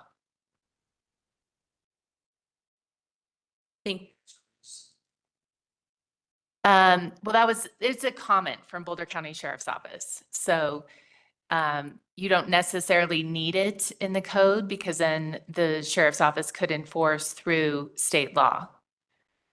Except for there are some differences that are pointed out in the chart. Mm-hmm. Thank you. So our initial questions to the PCs, just what is your initial feedback? Are there any animals the PC does or does not want to include in this ordinance? See the definitions for like the domestic hooved livestock and the small domestic animal and pet animal. So we're just looking for more of that feedback, and is this a good direction based on the public comment we got and the feedback we got from the Planning Commission. I will add that I will have a public comment after some discussion that I will be reading out loud. Okay. Yeah, when we get to that, I'd like to hear from the committee members first, and then we'll answer any questions. The other committee members. Yeah, I'll speak first, then you can go, Roger. First, I wanted to thank Roger and Brett, who really did the bulk of the work on this. I wasn't able to be there for much of the meetings, but I think it's a good time to take a look. Nothing is, written in stone here. I think there are a number of places where we all went back and forth, but it's time for everybody to take a look at it, and we want feedback from the commission and all of the public as well to help us fill in the blanks, if you would. Roger? Yeah, well, thanks, Mike, and Brett, everybody. Miranda, we've all worked on and off, and it's like we did this whole thing for a year and then started it all over. So it was not an easy task. And Mike even had some issues about, even bringing it forward today and just wanted to get more public input. And, I said, well, here's our chance, but it's very important to get some feedback from the Planning Commission. So thanks, Mike, for, pushing ahead and saying, yeah, let's get some feedback. I will only say, so you have the draft, and I only had a couple of questions, which is actually part of the thing. Are there any other animals? So there's, for me, out of the entire ordinance that we've worked on, there is, right now in our ordinance, we have a footnote for horses in the existing code about special review for having horses. And that's actually one of our footmarks in the use group, 1632. So we need to work on that to see what we want to do. I think we were going to talk about this, but I thought it would just be better to get the discussion here with the planning commission, that the way we're kind of looking at it right now, Brett, you tell me if it's that we were looking at when it came down to especially the livestock, that a review would be done by staff and not an SRU to the planning commission. But we need to clarify that and work that out. The other bigger issues then, not bigger issues, but which is in actually the abstract or the aim, is that which animals do we want to permit? I mean, the 18 months ago, we basically had a incident where some goats were introduced to a town, and we were unprepared to do it. Most of us thought that, well, they're not allowed. And then state statute said, well, they are allowed. So, 18 months later, we're kind of at that same threshold of which animals, which livestock type animals do we want to allow? So this is actually going forward, this is the chance that we should see what does our community want to do. The biggest ones that were there, which I put, not us, the committee put in there so that there would be a discussion, would be cows, pigs, sheep type livestock. And does the town, does the planning commission want to go forward with that idea? I guess I would say this now or say later, but here I got the floor. We certainly had a commissioner, Stephanie, who had always said, let's do things incrementally. We can always add, but it's hard to subtract. So we need to think now about which animals, livestock animals, that we, should permit. I mean, basically, there was just an incident of some goats being introduced to town. We certainly have not had an outpouring of requests. We did do a survey. Most of those were for smaller animals type things. And on hold, there was about 20 to 25 people say, yeah, I would like to have, well, goats was the question, but then it was more like, rabbits and other small animals, backyard animals, should we introduce? So I think I would encourage us all to have a very good discussion and think about, what type of livestock we want to actually introduce to town. And in this code, what we're talking about is mountain residential. So we're talking 1 acre for all these animals, which was what I think Pim actually introduced, that idea that it would not be, across the board. The chicken part, we refined only one thing to limit chickens to 6. I think that was the only change from the existing ordinance. The livestock ordinance, which is horses and llamas, is pretty much the ordinance that exists. Of course, then there's adding cows, pigs, and sheep if you want to do that. On the other one, on the small animals, the only other one added, which Miranda said, well, let's ask the question, is turkeys. So we need to decide on turkeys, which I think is introduced. So that was really pretty much it as far as I'm concerned, because I concentrated almost 75% of my input was about that issue of livestock. I could, when we get to it, if it comes a portion, just the pros and cons of having cows and cattle in town and the sustainability of that type of animal. I will leave it at that. It's certainly, if you really are into a sustainability in a small town, it's a type of animal that would be very hard to justify. So I'll leave it at that. Mike, did you read about, because you had questions about the type of pets, and they kind of changed that, and it seemed like the pets was inclusive of all, was more generic, but are all species that you had in that request. Yeah, that was regarding the pet animals, I believe. Yeah. So originally it read just dogs, cats, small birds, reptiles, and the addition was similar animals. Which So maybe Jennifer makes could say, sense. but yeah, I believe it's captured. that. And that does capture it. My only concern with that wording is that part of the original ordinance said, and any other animal. I don't think this puts us into that same situation, but it'd be good to know.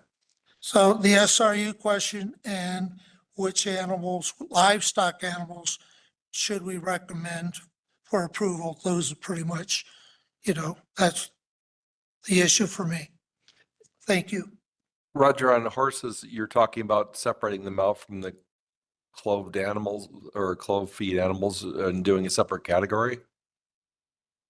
How are you Just treating treated horses? Separately than livestock. No, they're all part of livestock. No, Okay. it's all the same. Okay, well, if you read, Miranda, you jump in anytime, but it's, half acre per animal is what we just, got. You have to have the corral space. So all that's in the code about a good barn, a good shade.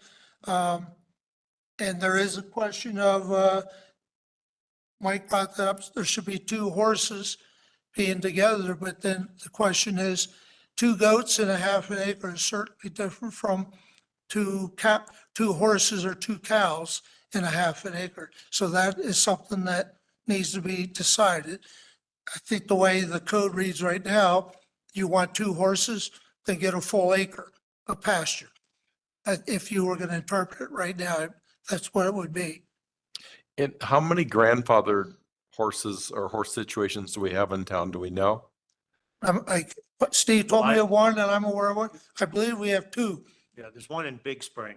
I know that for sure. They've had that for a long time up there. I don't know about llamas or any other animals, livestock. Do we know what else is out there livestock wise? Do we have a pretty good read on that? No, I mean, there's no license it's not permitted. Chickens are the only things that are permitted. So we don't have a good pulse on that. Okay. It sounds like we had a real burning problem that isn't a burning problem right now. But yeah, I agree with you on livestock. I'm not sure we need cows, pigs, or sheep. Can I just really quickly, received a note from Kathleen Chipai that it's hard to determine who in the room is speaking. So if you could state your name, so Okay. it's Miranda, like if you could state your name before you talk, and maybe if I could just really quickly, I do think that this was brought forward under a certain circumstance that kind of got this started. I do think as staff, it is hard for us without having really clear code language. When someone calls and says, can I have a pig? It's like, yes, because our code is not clear in any which direction and we're going to default back to state statute. So it would be nice to have the parameters of understanding how we answer those questions. Because there's a lot of times people seeking to move to the community and want to know, can they have their livestock or can they get livestock? And right now it's pretty open-ended. The answer is yes. There's nothing to truly prohibit because we have to default back to state statute. And I think, Miranda, the way you have it written, that it's very clear. So but we have to decide which animals are there. So we decide one way or the other, it'll be very clear what you're allowed to do or not allowed to do. And it is staff's recommendation kind of from that permit process is to do that administratively. We do that with chickens and just have a very clear and clean checklist of, do you have your maintenance plan? Do you have the right property size? Can we check these things off? And then if it's denied, there's the ability to appeal, but generally it's worked for chickens. But it's not up to town staff's discretion of like, we don't like the way your lot's formatted. It's like, do you meet the requirements? Do you have the stable shelter? Do you have things? You check them off. Yes, yes, yes. You issue the permit. And so that's what we'd like to keep it clean instead of tying up planning commission time with every time someone wants a horse or a llama, having to bring that application before the planning commission each time. So Roger, are you recommending that we do not put cows, pigs, and sheeps and goats in there as part of the hoofed animal category? Or I'm trying to understand what you're suggesting. I'm only one vote. Yeah. I mean, Well, what's your recommendation? Tell us what you think, buddy. well, I definitely, okay. I feel that, as we said, we should do it incrementally. There's been real demand. I think there's a lot of questions about introducing pigs and cows and sheep.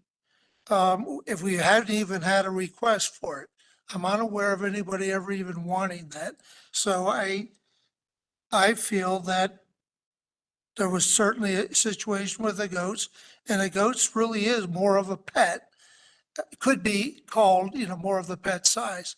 So I mean, the idea of introducing a goat is what I would recommend. I certainly wouldn't recommend, going to cows, pigs, and sheeps without the community at least someone coming in here and requesting that it should happen. And it's just, to me, it could just bring to a community a conflict of that mountain living that, why, short of someone actually wanting or requesting it. Then we should certainly, if someone came here or a group came here, the example would be we had a month ago, someone wanted to do a pump park, and they had a total organized program and an agenda. They had people that had signed and said, I want this for the community. I mean, they actually did a lot to show that the community wanted this. I haven't heard anybody, and I'm unaware of anybody saying they would want to have farm animals raised in our town, in a residential area.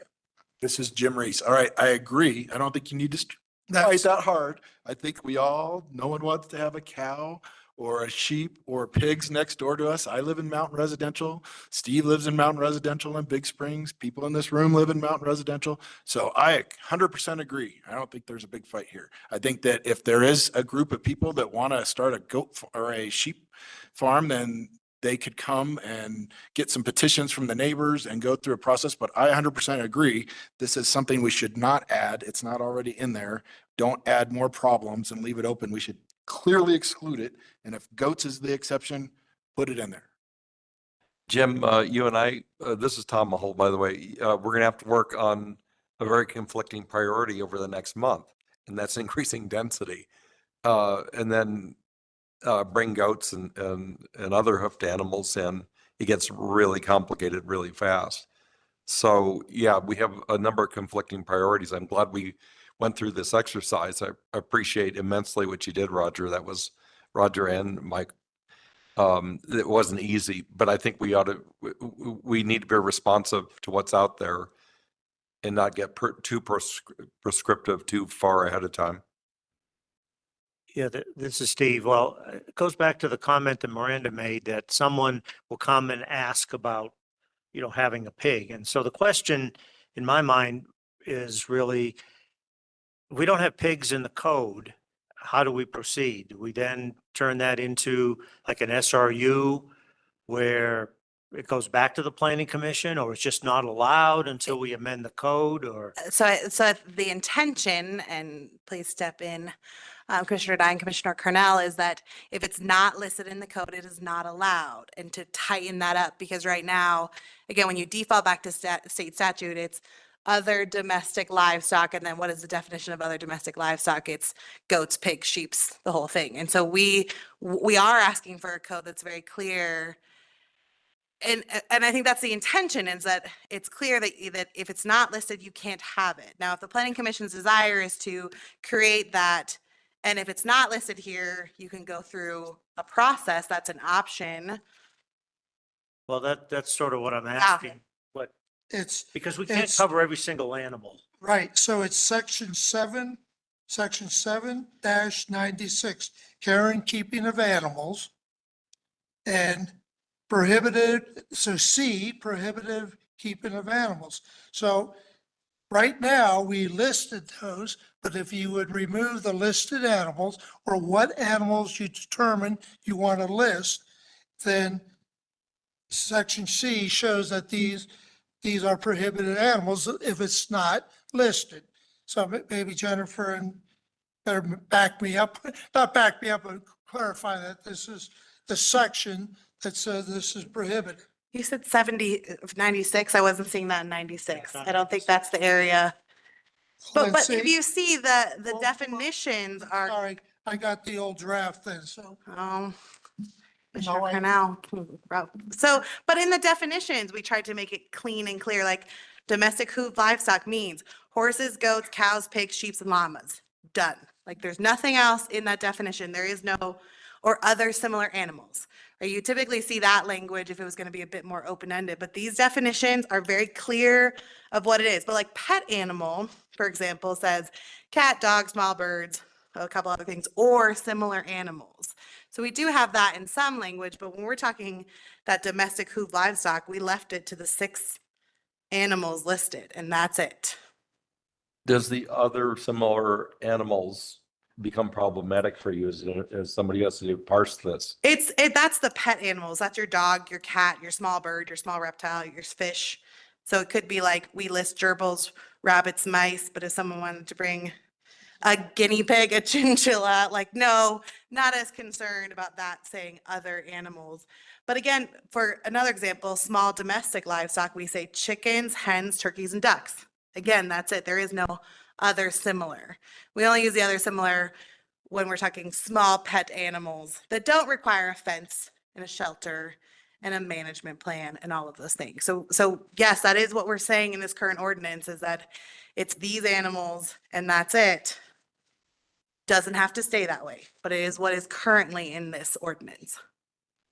So, I'm Point of sorry. law, I've heard in here before that unless it's specifically prohibited, it's allowed. That sounds like this is not the case at all. Right. So with this, there are, and I would need to find it here, but other animals that aren't specified in the code wouldn't be allowed, wouldn't be permitted. And so the regulations really apply to those animals that are permitted in the town and are spelled out in code. So this is Roger Sabran, I'm sorry. So it was, 797, actually, I believe it. I was quoting pet animals as part of the livestock. So it's clear. So I kind of grabbed that and thought that was, animals in person. Been about a month since I read it. But that was for pet animals that I really referred to. This is Jim Reese. Well, if you're looking for feedback, my recommendation would be you're on the right track. Let's strike cows, pigs, and sheeps out of what's allowed. Go forward with it. Say, yes, specifically, we're going to allow, since we don't have anybody saying we want to start a pig farm next door or anything. Let's specifically go ahead, get it in there, get it in language that makes it clear, and let's get it done. I don't understand why we're continually fighting about this. It seems like there's not a bunch of people that want to have pigs and sheeps. And I'm going to tell you, if somebody tries to have pigs and sheeps next to me, you're going to see me coming up here as a citizen saying, why are pigs being allowed to start next, be right next door to me? And what can I do to change that? So I would say, let's nip it in the bud right now. It's not an issue. Let's say it's not allowed. We live in a town. If you want to have pigs and sheeps, move outside of town. Commissioner Herring has her hand up. Sorry, I've been minimized, so I didn't see it. Go No ahead, worries. Stephanie. I had one question, two things. One is that I actually think that I would be in favor of some kind of, if you have some animal outside of this that we hadn't considered, a, review process, just because while we haven't heard of it, I guess I would be I'd like to keep it open. If people wanted to pursue that, they could at least have a pathway to bring it forward if we're missing something. So I would be open to that. And the other piece of it was, I've seen that this is limited to the mountain residential. And I guess I mentioned this point last time, which is I'm a little confused by why, if someone hasn't, I think this should be based more on lot size and the appropriateness of your lot, more so than just the zone. And so even in mountain residential, right, there are super hilly properties, for instance, that probably wouldn't be very suitable for animals. So I think there's some, and I know people who don't live in mountain residential who actually probably do have lots that are more appropriate. So I guess I'm still confused as to why we just putting mountain residential in there because it was simpler, or do we want to have the conversation around it's really about the lot that matters more so than the zone that you're in? This is Britt, the community planner. I think a lot of the feedback we got last time, at least from a couple of the members during this discussion, was to really push for the mountain residential. They felt it was more appropriate. I think when we came to the Planning Commission last time, we were kind of going based on some of the lot size, but that was some of the feedback we got during that last meeting, I believe in March. Yes. Yeah, this is Roger. Stephanie, yeah, was a vote, but certainly the nod of the Planning Commission. Tim made the motion to discuss this for mountain residential. So the answer kind of partly, 99.9% of the time, what you're saying, that if you are actually in low density residential, which is 16,000 square feet per lot, there may be one or two lots in town that are larger, but to actually even have a half acre of pasture or space other than for your building area, it would, that would be the entire lot. So it'd be pretty much impossible to provide a half acre of grazing for a horse in a low density 16,000 square foot lot. So that was why, the only one with the full 1 acre is why we went with that whole idea of mountain residential. Well, and I also want to note that in the use group table, a private stable is only allowed in mountain residential. So if you're now looking to allow stables in other zones, it's also a use group table amendment. Because it says this is horse stables, I'm sorry. Private horse stables shall be permitted in mountain residential districts only by special review. They shall not be permitted in low density, medium, or high. Right, and that was the one that I'm saying that the committee or group or town, we need to look at that. Does that need to be, or just leave it the way it is? Or certainly the part about the Planning Commission special review is what I'm saying, that we need not to have a special review meeting. Right, and so I think this obviously a little bit more work, because depending on how you want to handle the special review, whether it's a permit with staff or it's a special review, this note in the use group table will likely need to change, because currently, as it reads, a private horse stable would come to the Planning Commission, but I think that's a little inconsistent if you then allow all other animals through a permitting process. I think we'd want to streamline that. Right, thank you, but that was what so that's one other part of business that we need staff to have an answer on then. So this is Steve. So are you saying that if animals are listed in the ordinance, then they would go through the permit process through town staff? If the animals are not listed, then they would have to come like an SRU or No, if they're not listed, they wouldn't they be wouldn't be allowed. allowed. Unless you wanted to go with what Commissioner Herring was just saying and add in language that says, if your animal is not listed, you Right. go through. But it's really not a special review. We kind of talked, it's really not a special reviews process. It would just be a hearing before perhaps the planning commission. We'd have to think through that a little bit more Sure. of what that terminology would be, but you could allow that as an option. That, you know, your animal isn't listed in the set of 4, so now you have to go through the planning commission process for approval. Just opening up Pandora's box. Okay, I think this is probably a good time. We'll open it up to the public and we'll try to get some input. I know we have some in the packet and some that came in prior to that. But we should first, anyone who is at the meeting that wishes to speak. Yeah, so the comment I got is from Kathleen Chapai, 32-year resident, 20-year business owner. She's not able to call in, and so I'm going to read the public comment she sent to us via email. It says, "Thank you. To me, this is yet another needless code change rooted in people with control issues. We learned in the discussions about hiring the BC sheriff that staff Fisher had only needed animal control assistance 1 or 2 times since Miranda arrived 4 years ago. At yet another meeting, Fisher said she needed them once, apparently over a non-issue of the goats. So 1 time in 4 years and per below, it wasn't necessary. We also learned that the animal enforcement officer costs $26,000 a year. So why are we wasting any time repealing and replacing any of this section of code? A year ago, a neighbor thought their neighbor was mistreating goats, and the accusation was shared with the proper authority in Boulder, who came and inspected the situation and deemed it humane and lawful.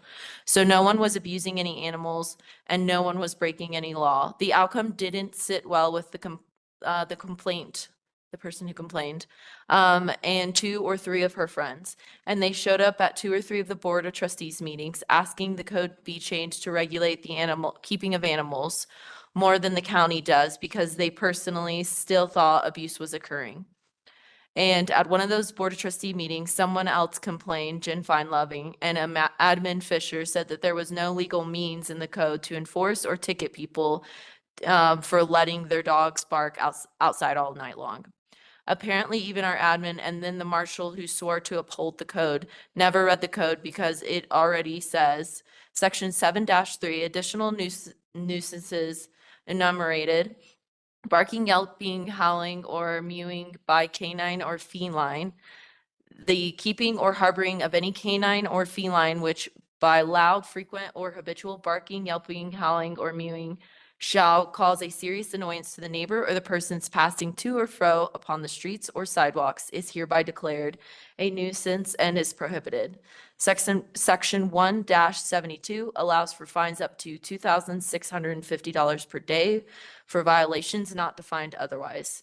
If anything in this chapter is changed in this section of code, everyone who owns any of the animals impacted is grandfathered in, just like the dead guy ordinance coming after the fact, and then Boulder County judge grandfathering Bretto's dead body in as at lawful.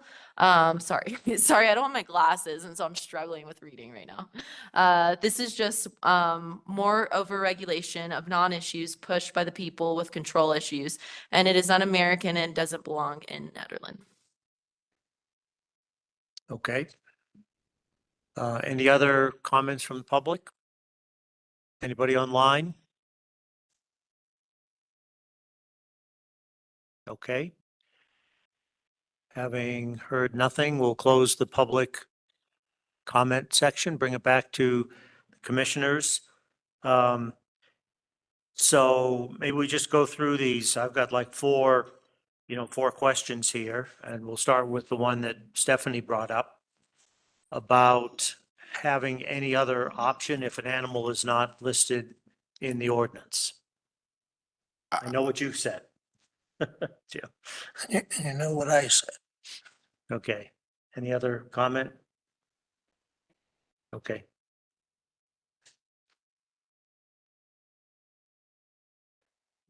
Well, So it might be helpful if our planning commission members said if they are yay or against, for or against this, whether they would like this additional process, or we would say, no, we don't really need that. And let's say these kind of farm animals are not appropriate for in the town limits. We need a mandate. So maybe we should go down a couple of these things and just get a consensus. I've made my input clear. Right. Okay, Chris, online?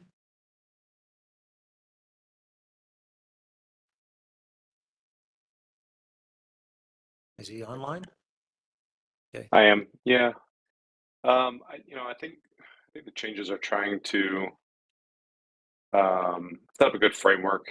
I understand the town staff's needs to have something on paper to kind of point to. It makes sense. I'm kind of open. I'm looking to hear the discussion between the other committee members. Do we need to come back to you? We've got a lot more on the agenda here tonight. Mike, why don't you jump in there, Mike Day? Well, so I think it's important to have a framework. I don't think anything should just be permitted. I think it's important to limit it. Yep. I do think that if somebody did want another type of animal, I think there should be a process that we point to say that's how you can do it. I don't think it should just be no way without changing town code.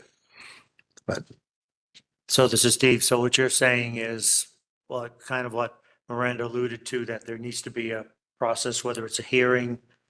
yes, Or Yeah. for lack of a better term, an or coming SRU, before the some planning commission or process. some kind of process, a SRU, or And so while you're on the docket here, what about limiting the livestock animals? as in the number. No, the types of animals. Oh, yeah, I think it needs to be limited. It can't just be a free for all. Okay, but are you for keeping the sheep and the cows and the pigs? Because that's in there now. I think sheep and cows and pigs should probably be removed. That's more of a personal opinion. I don't think they're environmentally suitable to Nederland. I don't think I'd be upset if they moved in next to me. I think I might be okay with a goat or something, but yeah. Okay. Roger, you feel the same way? Yeah, absolutely. We've changed codes. We're working, next agenda is to update and change the code. So I have no problem actually is making the code. And if down the line, someone wants to say, I need to do something to go through the steps, but I understand your idea of, having a review process if you want, if the town and the board of trustees decide to do that. But I feel that, I think I've been very clear on it, that strict limit is good, and I stand by that. So you want to have a process to add or not? No, I do not. Do not? Yeah, you have a process. We're going to do that next agenda item. Change the code on. Okay. Gotcha. Okay. Yeah. I think we should also limit the animals to remove the sheep and the pigs and the cows. And if somebody comes before the town and requests to have one of those animals, then we have to revisit or have the review process to do that. Jim, what's your feel on the review process? I'm with Roger. I think that we should just call it, no, these are not allowed in town. We live inside town limits, and cows and pigs and sheep are not there. And if you're not happy with it, start a petition and let's get the code changed. But other than that, I don't think we should tie up additional town staff. If somebody decides they want to move here and they want to go put the town through maybe 20 hours of work to determine if they have a property that's suitable for their cow or their sheep or their pigs. I didn't hear goats. Goats, I would be amenable to. I think I agree with what Roger said, that they could be considered smaller and more of a pet, and they do not create nearly, as somebody who has been on a pig farm they do not create nearly the offense that some of these other animals do. So are goats not in there now? Goats are in there. Goats are in there, yeah. Yeah, we just asked for the turkeys, cows, pigs, sheep, and turkeys. That was the question that we needed direction from. Okay. Linda? Okay. Tom? I don't have a vote other than a tie break, but Well, I we think. would like to give your Okay. opinion. Yeah, I think that I'm still chewing over what my question earlier, that what is not specifically prohibited, I had thought was acceptable. And from a constitutional standpoint, that's how I read it. I don't think we can regulate everything. I agree with Jim that I don't want, I'm not comfortable with having a herd of whatever show up next door.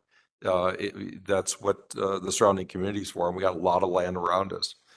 And I'm really loath to put any more on town's back in terms of having to litigate and fight all these things. I think we had an incident. It made us rethink what we want to happen, what we want to prohibit. But I think we can get too prescriptive very quickly.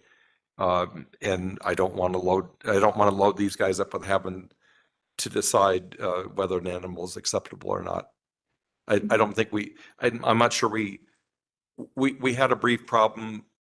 It wound itself down, and I'm looking forward to having this behind us. I don't want to have to tell everybody how many goats or sheep they can have. I'd just as soon not.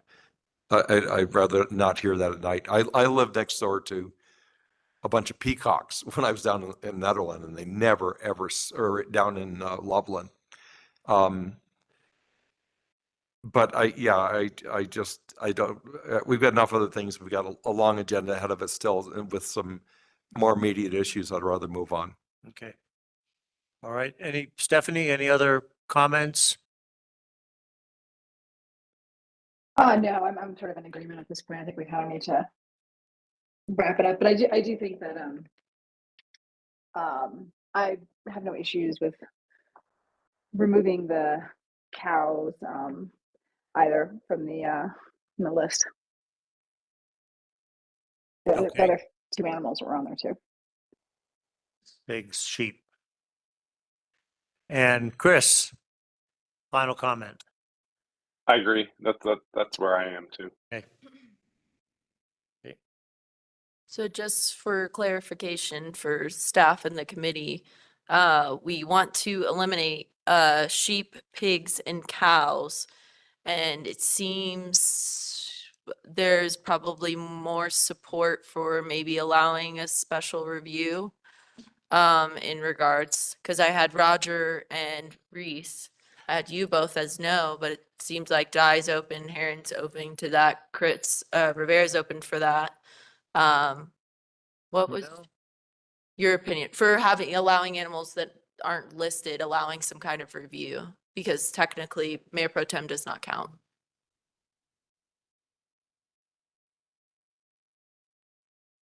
Do we want to do like a head nod for that? Because I mean, we have to add it or we don't. Yeah, And so the goal is for us to present code that we would want to go to the Board of Trustees as of next meeting. Okay, let's do a head nod on that. Okay. Let's go around. Go ahead and. Can we summarize just again what it will be in SRU versus so move from ability to have in general? Would it be appropriate, Miranda, to say, would we be leaning towards a public hearing? I mean, would we still have to set? I think we need some time to work through what that process would look like. You mean in terms of? So maybe it's just, we're kind of saying, do you want us to work through a process on allowing, if somebody wanted to bring an animal that's not on there, creating some kind of process to do that through the Planning Commission and staff? Right. I think we don't want to call it special review use because you have a whole section of code that special review use that does not apply to this circumstance. So I think, it would be just directing us to assess what that recommendation would look like, and we would add it into code. So Mike, yeah, so the vote would be you are for us figuring out what that process looks like and adding it to this code. So if you're against it, no. If you're for it, yes. And I'm gonna run down Okay. the roll call. Commissioner Dye, Yes. Commissioner Rivera, Yes. Commissioner Glasser, Vice Chair Reese, No. Commissioner Herring, Yes. Chair Williams, Yes. Commissioner Cornell. No, And Commissioner Duggan was having some issues if you guys didn't see that email. So he did send an email on other agenda items, but he did not have an opinion on this. And I didn't call you Mayor Pro Tem just because it doesn't count. I'm not offended. Okay. Okay, so it looks like we are going to be moving forward with looking to see what that process looks like and presenting that with the additional code comments at the next meeting. And then if we don't like that process, then we can so, throw it out. Okay. so we Or need we to can keep clarify, right, the way it stands right now, though. So we could, we're having horses, goats and llamas. Is that what we said? We weren't gonna do that? If anybody wants to introduce any other livestock, they would do a hearing. Does that include turkeys or what did we? No, we didn't really resolve discuss with turkeys turkeys? too much. So they're the small domestic animals.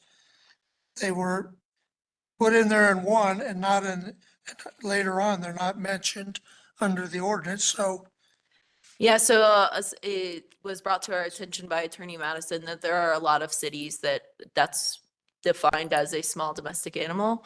I believe if I'm correct, if I'm saying that wrong, okay. And so, yeah, so that's something we added since that is common and we are more than happy to take it out, but we went ahead and added it as there are people in town that do have turkeys. there are people in town that have turkeys? Yep, turkeys and yes. Sorry to open it up, but. And we'll get Tom some peacocks as well. Okay, you get enough direction? So Okay. Well, let's take a, Steve, though. Yep. And let's clarify, we're not changing we're talking mountain residential for all these issues. Because that's what the whole. Oh, yeah, that issue is, was. yeah, that's, We're not- Herring brought it up. So do We're we not want, having that was hearings. the input we got before was mountain residential. Well, absolutely. from a lot that's- of the planning commission, what the yes. Ordinance, Yeah. I just wanted to say, Yeah, make sure we're I'm not, sorry. that, I thought you changed your mind. no, yeah, right. Deviating from the mountain residential as the place for review. All right, let's take a short break, 5-minute break, and we'll come back and move on to the STRs.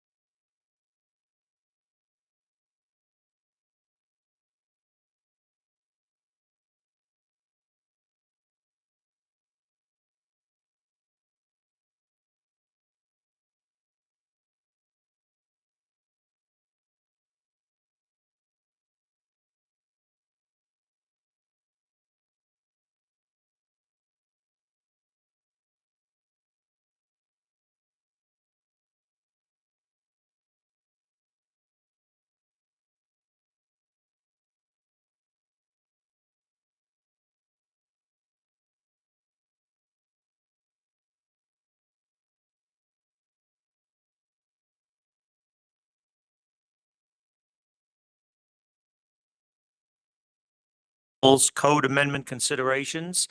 And who's going to introduce? That'll be Macy? me. Yeah. Okay. Hi, I'm Macy. I'm the town clerk. And tonight we're going to be talking about short-term rental code amendment considerations. So I brought this aim to the Board of Trustees. It was August 15th that we talked about this. And I incorporated their feedback into the aim that I presented into the Planning Commission packet. So we'll go over kind of each recommendation and then kind of what the Board of Trustees thought about each recommendation. So we'll start with primary residence. So currently, if the short-term rental is not located within the central business district, general commercial or industrial zones, or if it is not a detached accessory dwelling unit, then the short-term rental must be the primary residence of the license holder. Currently, there are two different primary residence license types, and that is the primary residence host present, which allows the short-term rental to operate for 365 days per year, or the host not present, which allows for 180 days of operation per year. So when applying for one of those license type, we do check documentation. We require a driver's license or Colorado state identification and a voter registration, motor vehicle registration, or designated residence. So we always require the identification card, the driver's license, or the state identification, and then one of the other three, being the voter registration, motor vehicle, or the designated residence for income tax purposes. So it was recommended that we check those documents that are used to procure licensure again at the time of renewal. In the aim, it was mentioned that maybe we check those documents quarterly. The short-term rentals do submit taxes to the town on a quarterly basis, so they are used to submitting documents quarterly. But when we discussed it with the Board of Trustees, it was determined that that might be considered excessive and that maybe asking them to submit upon renewal might be more effective. And they renew once a year. So yeah, just a little bit about that. The specific feedback, so Trustee Sterling suggested that documentation should be submitted with the initial application and again upon renewal of the license. Trustee Corvalon supported that suggestion. And then, yes, again, the concerns about the requirement to submit proof quarterly. Miranda explained that it's important to clarify that all documents utilized for proof to obtain primary residence should be submitted for review. Do we want to discuss each thing, or do you want me to keep going throughout all of the recommendations, or do you want to discuss one at a time? Well, let's just do the bigger picture first. Okay. We'll go to each. Sounds good. So after we talked about primary residency, we talked about fire pit safety. There have been quite a few concerns brought forth from community members and Board of Trustee members about fire pit safety at short-term rentals. The Board of Trustees was generally supportive of banning them.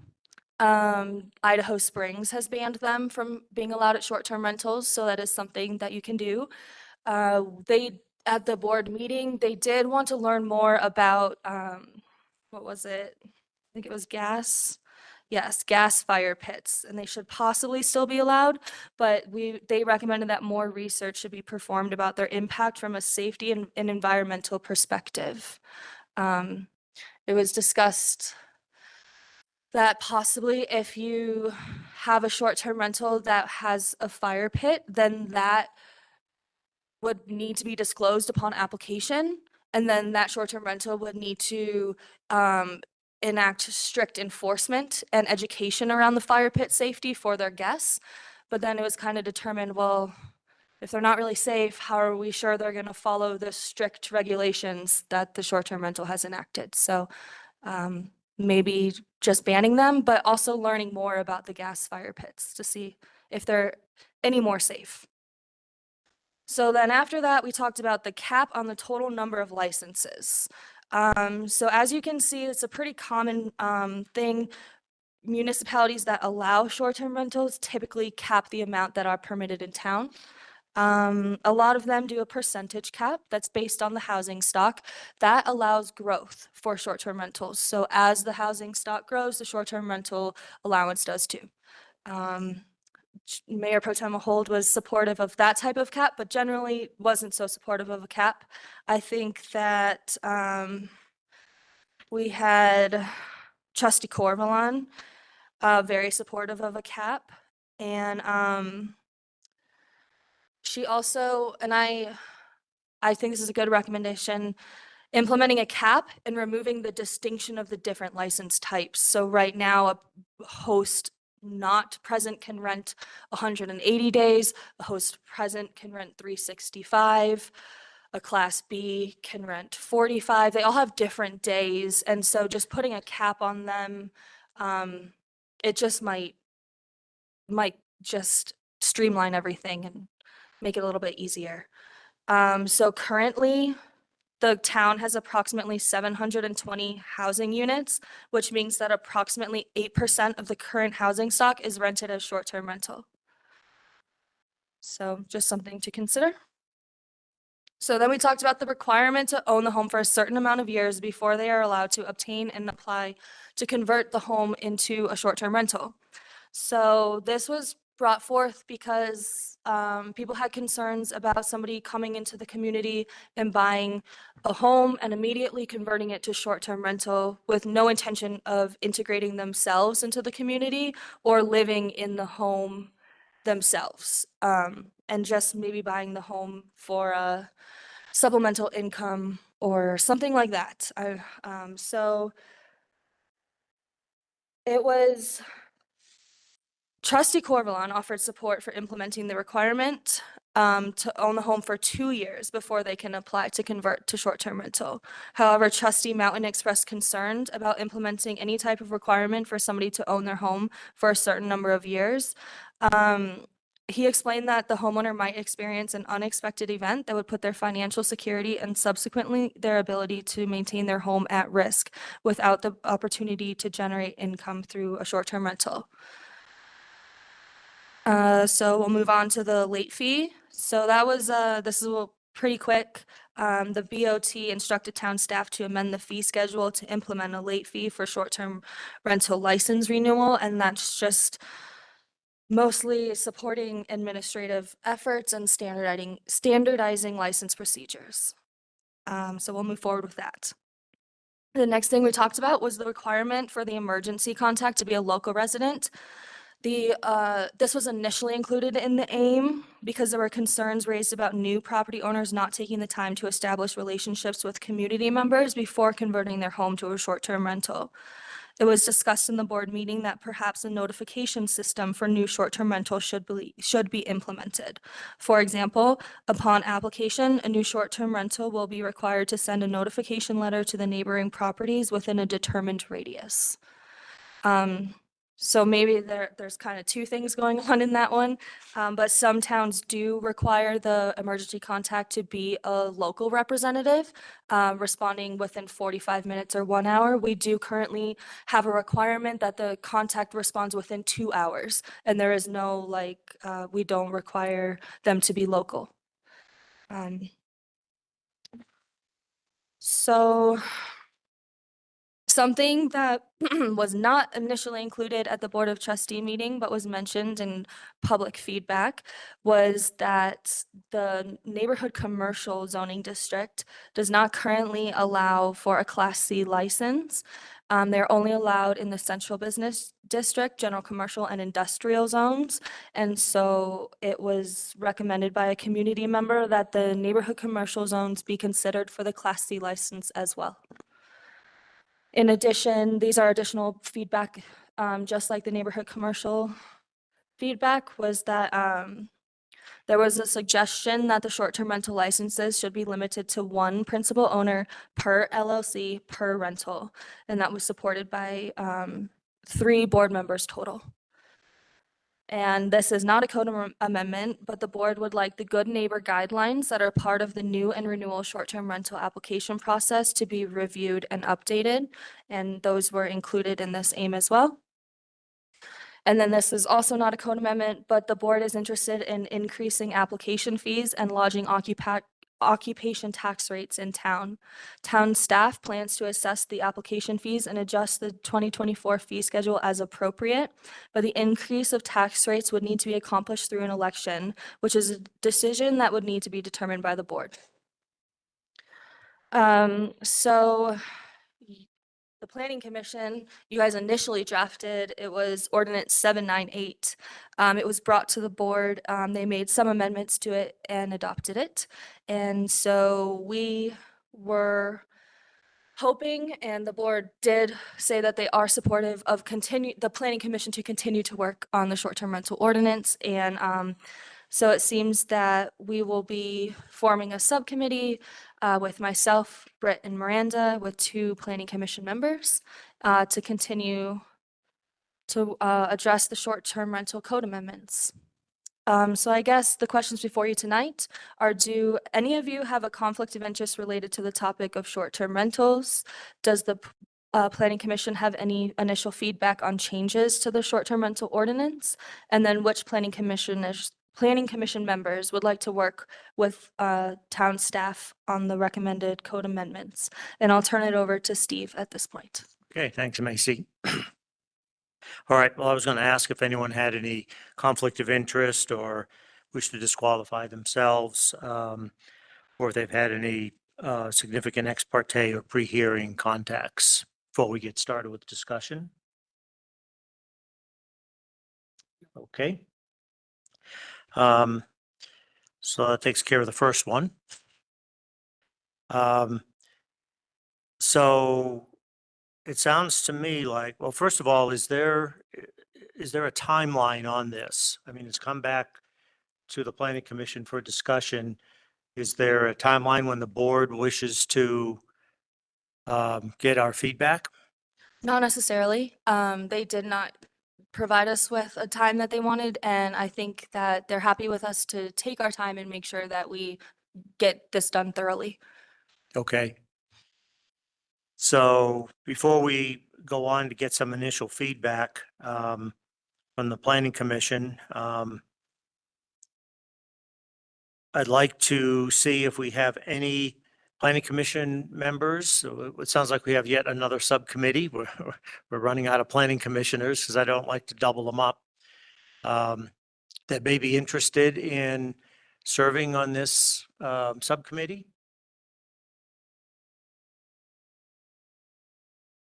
I'd be willing As long to. as this is Stephanie, as long as the timeline can be flexible. The other one, I think you guys had a pretty rapid turnaround where Yeah, the other people one need to be does. meeting in September. But I probably, I mean, September was just a bad month for me in terms of travel and work. So I couldn't volunteer for that one. But if this one has a more flexible timeline and schedule that we're working on, I could volunteer for this one. I think this one is a lot more flexible, and yeah, that would be great if you could join. Anyone else?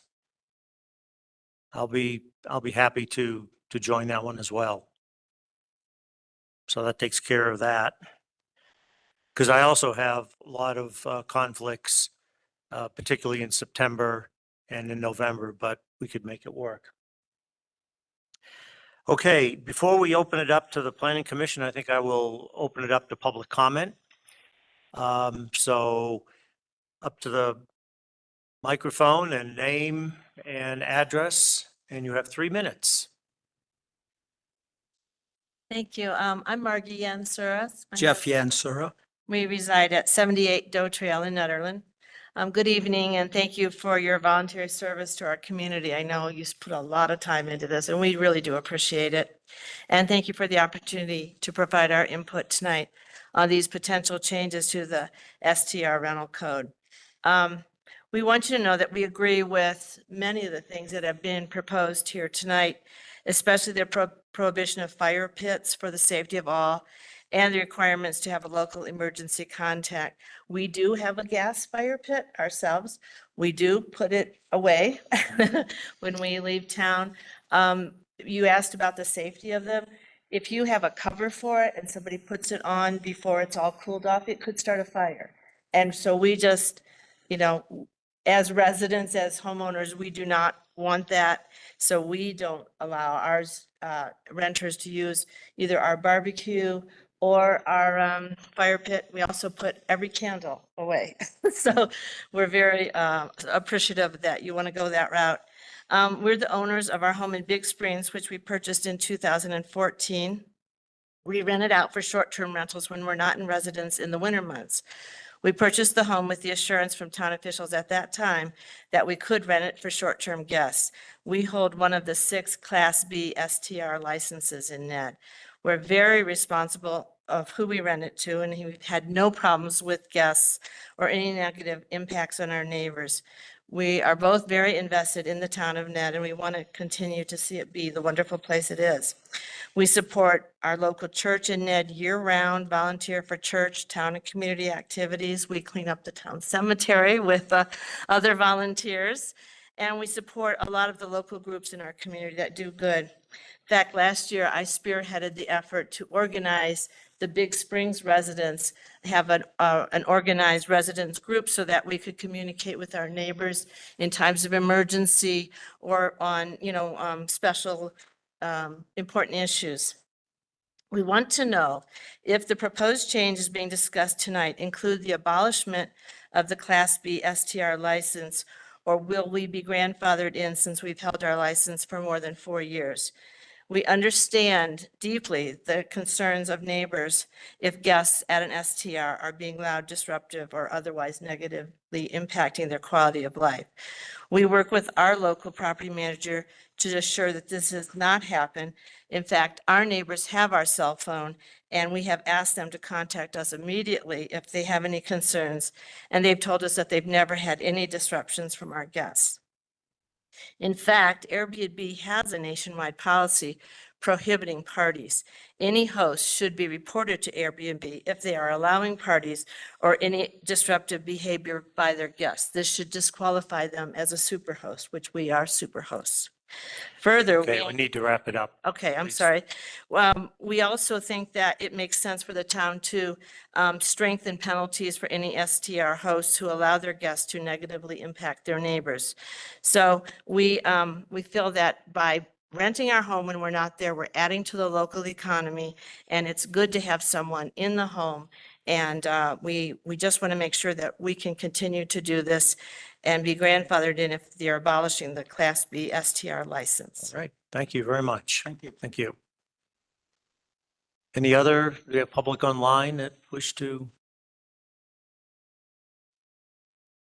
Any hands have raised? Wendy Williams, yeah. Hello, commissioners. Thank you for your service and volunteering for our town. I am the resident that brought up the fact that when the STR ordinances were drafted, the neighborhood commercial zoning district was just completely omitted. I've spoken to the former mayor, former board of trustees who said, yeah, I don't remember speaking about it. I don't think it was ever brought up.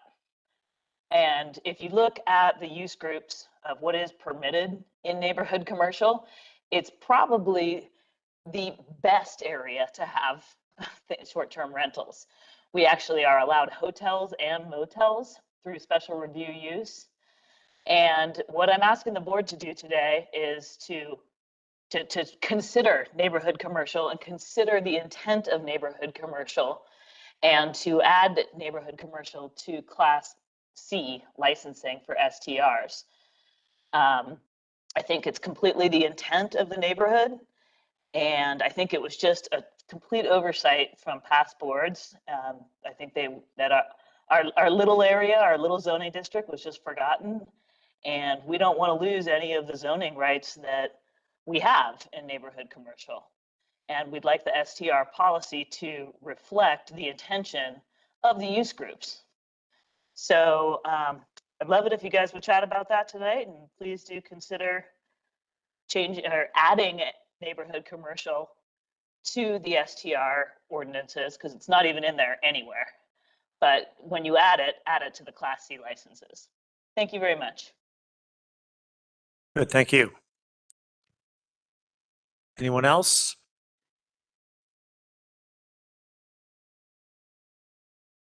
Okay, guess not.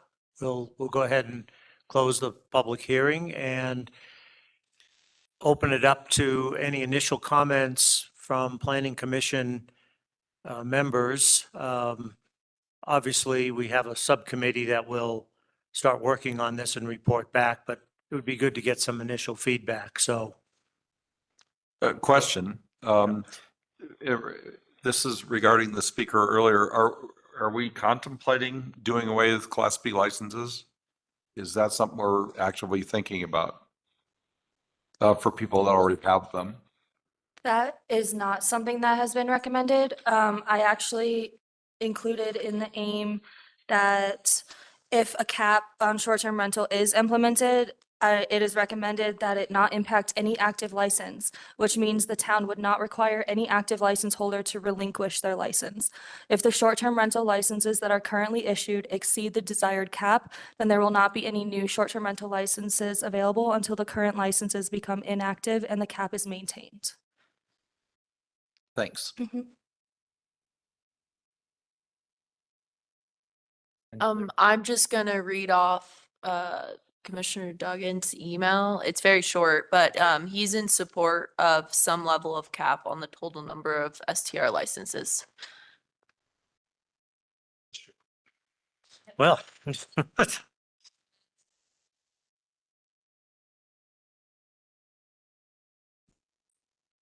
okay, any other initial comments? Yeah, for the committee, I guess, I had a question when we were looking at the feedback section there. Does the, we get the head tax or the I'm trying to say lodging tax. Is there sale tax on? So they also get sales tax Yes, in addition to the lodging tax? yes, sales tax should be collected on the short-term rental. Good. And the last caller, which really the committee will work on it, but, the residential, was it neighborhood commercial? I think I don't know that it was actually forgotten about. I mean, it is residential, so the idea that the primary residential host, 365 days, so certainly would fall under that if they wanted to use that one. It wasn't like neighborhood commercial was ignored, but certainly, yeah, I can see the argument both ways. But, I mean, that's just something that should be discussed, that, compared to the CBD and the general commercial and high industrial zones, to have them in one class and neighborhood commercial in another class, I mean, that's understandable. I don't think that it was totally missed. Because it is a residential district and also the commercial district. But that's for the committee to work through. You're saying, I'm sorry, that it should be there? Saying, well, we'll discuss what I'm saying, that's right. And what I'm saying is that I'm not certain that it was missed, and I question that, isn't it eligible under the primary residence host present? Oh, I see. So it's not like they can't have one or the other. But not just be able to get a class C 365 days, but they could have all the other options. Okay. Any other? I had something to add. Okay, go ahead, Rivera, Chris. online. To reference what Roger was saying, I think the difference between a Class C, Class C specifies CBD, GC, and I zone 365 days, and it doesn't have any residency requirement. And I think the intent there was property that's in town in CBD in the business district could be considered business. And while that portion of town is residential, it is also in the core area, the business commercial area. So I think the person that was bringing that up was more hoping that Class C could be available for that residential commercial zoning, which to me makes sense. The primary resident requirement, whether a host is present or not, is a little more difficult. The properties in that residential commercial are not large, not large parcels. So host present primary resident is not as realistic unless you're renting out a room. Whereas, and then the host not present primary residency option is, cuts the amount of days in half. So I think that's kind of probably the intent of where that person was bringing that up. And the Class C license for those, to me, makes a lot of sense. It seems like it's in line with the intent of that original Class C in that CBD zone. It's not in the neighborhoods. It's down where the businesses are. It's intended to promote commerce down there and not disrupt the neighborhoods. So I think that makes sense to me. That's kind of my take on that. The other thing I just kind of wanted to bring up from my current personal experience with the way work is going and a lot of changes in the technology sector. What's interesting is the housing assessment planning information that came in tonight. I feel like is very relevant to this. There were a lot of indicators in that survey that showed, there was a large portion of people who are working remote who are in town, a large portion of people who are commuting, at least partially, like hybrid. I think those are some of the percentage numbers everyone should look at who's helping in the subcommittee. And everything I'm seeing from a technology background is businesses are pushing to move employees back into the office. COVID's over in their point of view. They have a lot of investment in property, commercial property, and a lot of them are pushing to have employees go back into the office. I was hired hybrid with Union Pacific, and just last week they told me, I need to go into Louisville 3 days a week. And that and actually UP Union Pacific is going 4 days a week for their staff. I'm luckily in the technology arm, so it's a little different, but we're seeing that trend with Google, Apple, Oracle, many of the technology people who are working in that area. So, it's very possible that the outlook of remote working could be difficult, and we might see people, having to relocate and move away, who are here and spending money and supporting businesses. And there's a lot of people who are wanting to invest in the town, keep their home, maybe retire here, in the long term. So, high density housing or affordable housing is only going to be helpful if we have enough people here visiting, even in the off season, to support the local businesses, so that there's restaurants and activities going on and supporting our local businesses. So I think it's something to consider. I don't think a cap is out of order. I think we have to figure out what that number would be. It looks like there's some slides about other towns and what they look like percentage wise.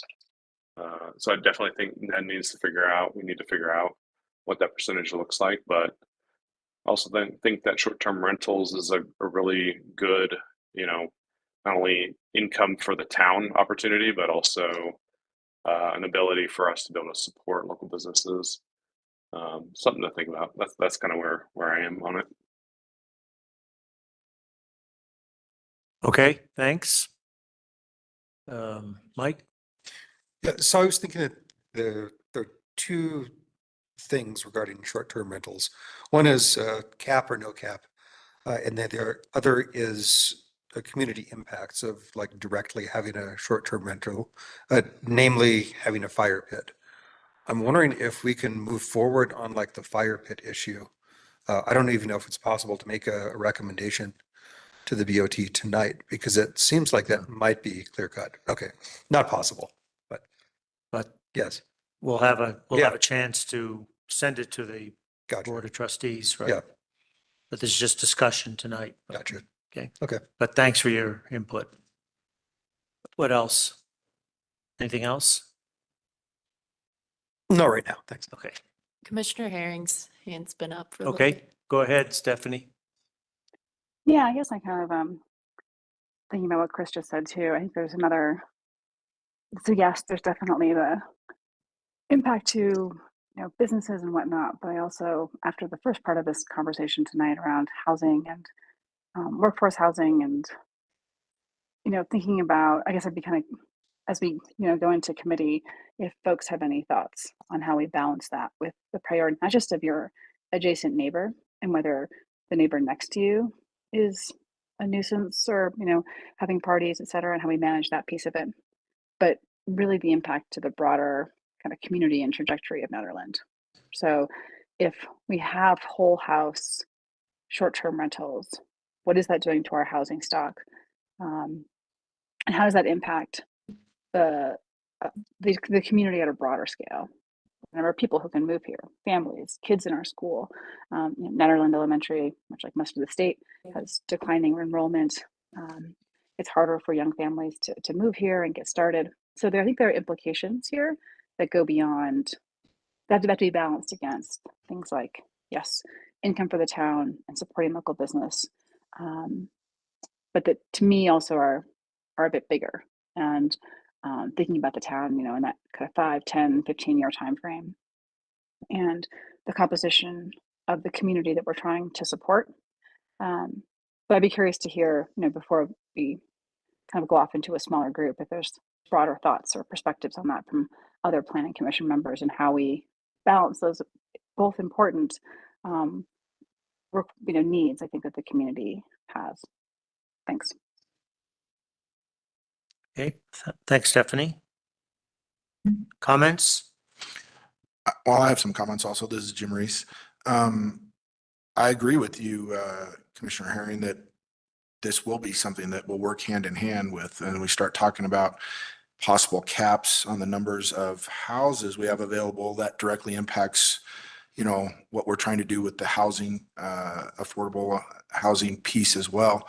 I would posit that first, I will say I am in favor of a cap of no more than 10% of our current housing, because it's hard enough to rent a place in Nederland without competing with somebody who is renting their place out for $400 a night. Secondly, I'm going to say that I question whether or not, based on the feedback we got in our letters to the board, there is actually only 56 total STRs in this town.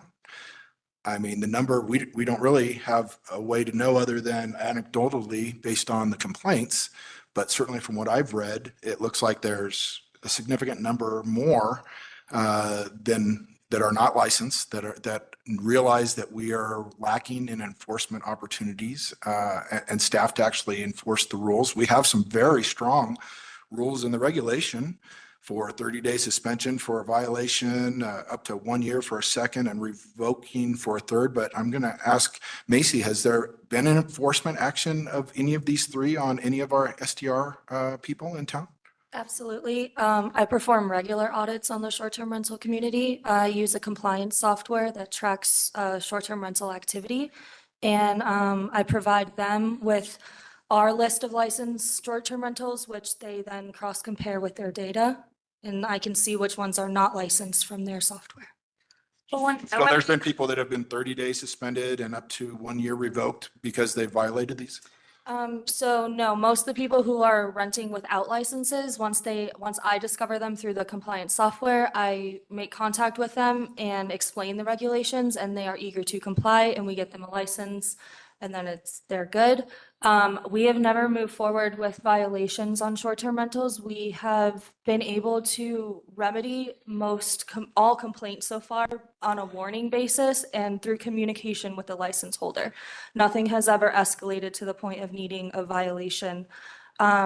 We are moving forward with some administrative contacts with some short-term rental holders, but those are for failure to pay taxes, things like that. None are complaint-based of impact or nuisance.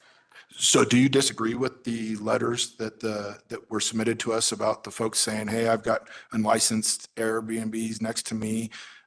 I'm just trying to understand if maybe the feedback we got in the public letters is inaccurate, because this makes it sound like maybe there's 20 unlicensed STRs in town. Is that not your agreement? Public comment that talks about an unlicensed one next to them. I'm not aware of that.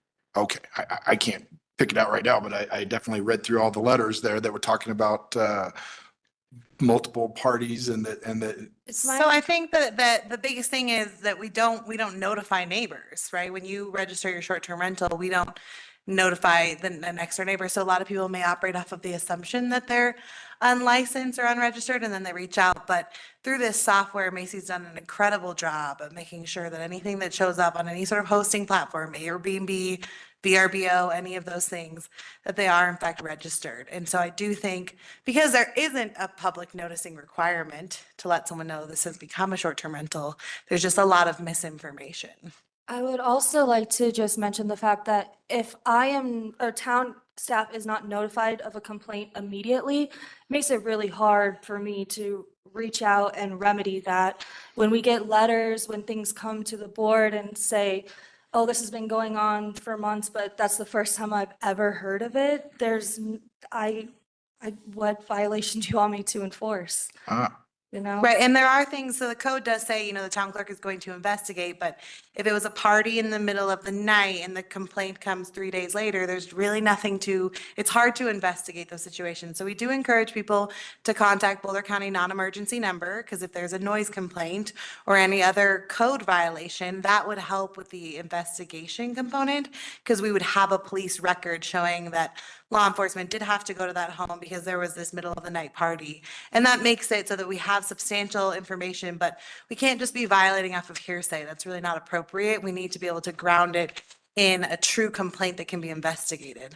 But I agree with Macy that we get these complaints and it's like 3 weeks ago this happened. And so those things, that's really not helpful for staff. And we are strongly encouraging that some of these complaints we get, and a lot of them are noise, that there is a call to Boulder County non-emergency dispatch, because we have officers on overnight who could go to that residence.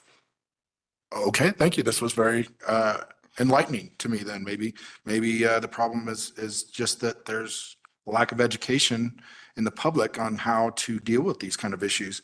Because I want to tell you, nobody wants to be that guy that's calling the cops on the people next door, if they can help it. So I would say that some of the suggestions okay, my next suggestion was going to be maybe we need some more intense enforcement software to detect that, but it sounds like you guys have that covered pretty well. And you're happy with your level of ability to detect if there's that going on right now, is what you're saying, right? Yeah, I am. It is difficult being a department of one. Short-term rentals is just one slice of my pie, so it takes up a lot of my time to do these enforcements. But I am happy with our subscription in the software that we use, and I do meet with them regularly, and I have a good relationship with them, and I can reach out if something comes up that doesn't make sense to me or I'm not able to find something. I can reach out to them and they can give me guidance. Okay, great. Well, that's very enlightening and helpful. Then my suggestion then would be maybe as we look at updates to the code, one of the suggestions that somebody wrote in was it would be great to have a map of locations posted in town of all the STRs so that people can be aware that they have an STR next to them, and then they would be able to, hey, if this is an unlicensed Airbnb, I can call it in to you, and maybe in addition to that, there would be some kind of notification to the neighbors. Maybe you're surrounding 6 or 8 or 10 neighbors that you have an STR in operation there. I don't think that's required currently in the code.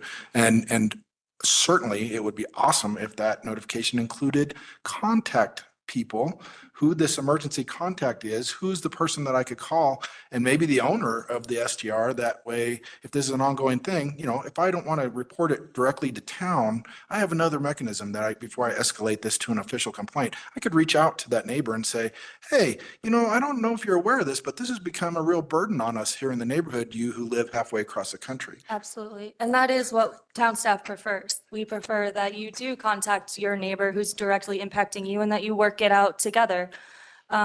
It's just that, like you said, no one wants to be that guy who's doing that. But yeah, that's why we hear of it sometimes. But we do prefer that the person who is impacted reach out to the person who's contributing to that behavior.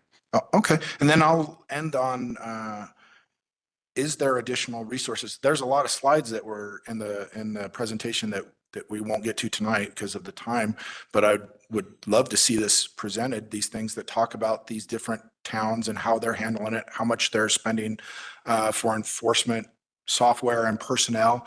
I'm just curious, do you have what you need, or do you think, man, this job's bigger that I would really love to have a quarter-time person assigned to this or a half-time person, or you feel like you got a handle on this? I would love to have another person. I feel like I can handle it and I do a good job, but yeah, support is great. We do have a new administrative assistant in the staff now that has just arrived within the past couple months, so I'm hoping to utilize her to support me more. But yeah, just looking forward to see what that looks like. Great. That sounds awesome. I think that with these updates to the code, there's a lot of good suggestions from the feedback we've gotten in our public comment letters. And, you know, your comments have actually helped enlighten me as to, you know, maybe a campaign to educate the public and, hey, what to do if you got a problem STR right next to you or something. I don't know exactly how that would be handled, but it seems a shame to paint the brush for all STR owners because there's maybe a handful that are not respecting the rules in town. Thank you. I think probably most of them are good. Yeah. Follow on to Jim's question. So if you do receive a complaint, say from a neighbor, what do you do? Do you go back to the owner of the STR and report that, much like, you know, if you could file a complaint on Airbnb or something like that? Yes, so typically I receive a phone call or an email and I immediately reach out to the license holder. Okay. I have never been in a situation where I haven't been able to reach the license holder, but if I wasn't, I would then reach out to the emergency contact. As I said, I have always been able to reach them and they have always been receptive of what I have to say and they take what I have to say seriously and we talk. You know, every complaint is different, every situation is different and unique. And so, for example, I received an email that somebody was concerned that there's a short-term rental next to them and they were impacted in the middle of the night by the guest walking on the side of the yard and using lights. And so just talking with the complainant and talking with the short-term rental operator, coming up with different ideas. Can we create another walkway? Can you put lights on this new walkway to make it obvious so that then this walkway isn't used? Like just conversations with people, and they're very open and receptive. And the complainant also appreciates that, and they also hear the perspective of the short-term rental owner, and most of the time they didn't know that these behaviors were impactful or even happening. And they are also concerned, and they don't want to impact, and they want that to stop, and they want to come up with a remedy. And that's usually just done through conversation, and I've had good results. Yep. It's like the good neighbor policy. Exactly. Yep. Okay, any other comments? I mean, obviously, you know, it's going to go to committee, and so we can accept input from other people. Do you have a comment, Linda?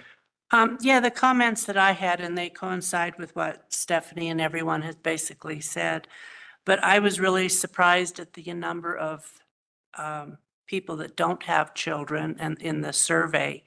And I wonder if that's a direct impact from the short-term rental and younger families not moving here in that regard. So that's a concern on, and I feel that a cap would be appropriate because of that.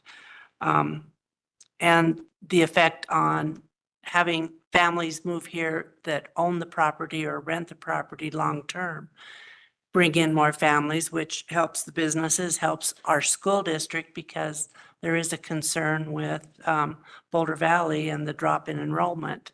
So that's all goes hand in hand in both of the issues that we're speaking about. So something to consider.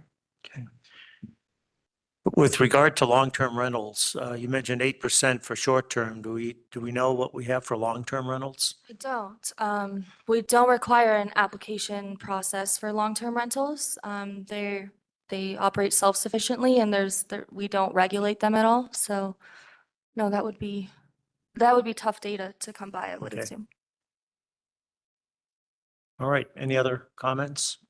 I'm not sure if Commissioner Herring raised her hand again, or if that's older, but her hand is raised. Oh, I had another question Okay. Okay, for town. And it was regarding how town is, or I guess is not able to assess whether people are, they get a license, which is okay. So they get to go to the process. So they have a primary residence, and they claim it as their primary residence. How are we verifying that and confirming that they're not actually renting it for longer, that they actually are living in that home for at least 6 months out of the year? Is there a way to do any verification around that? So currently, we only require documentation at the time of obtaining the license, so at application.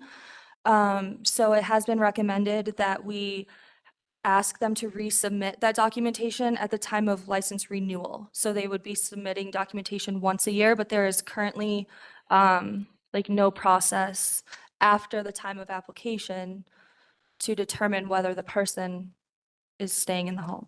Yeah, but Commissioner Herring, I think in terms of, days rented, making sure that they're only renting 180 days based on occupational tax data, Macy is able to, assess, are they at the 45-day mark, or they at the 180-day mark?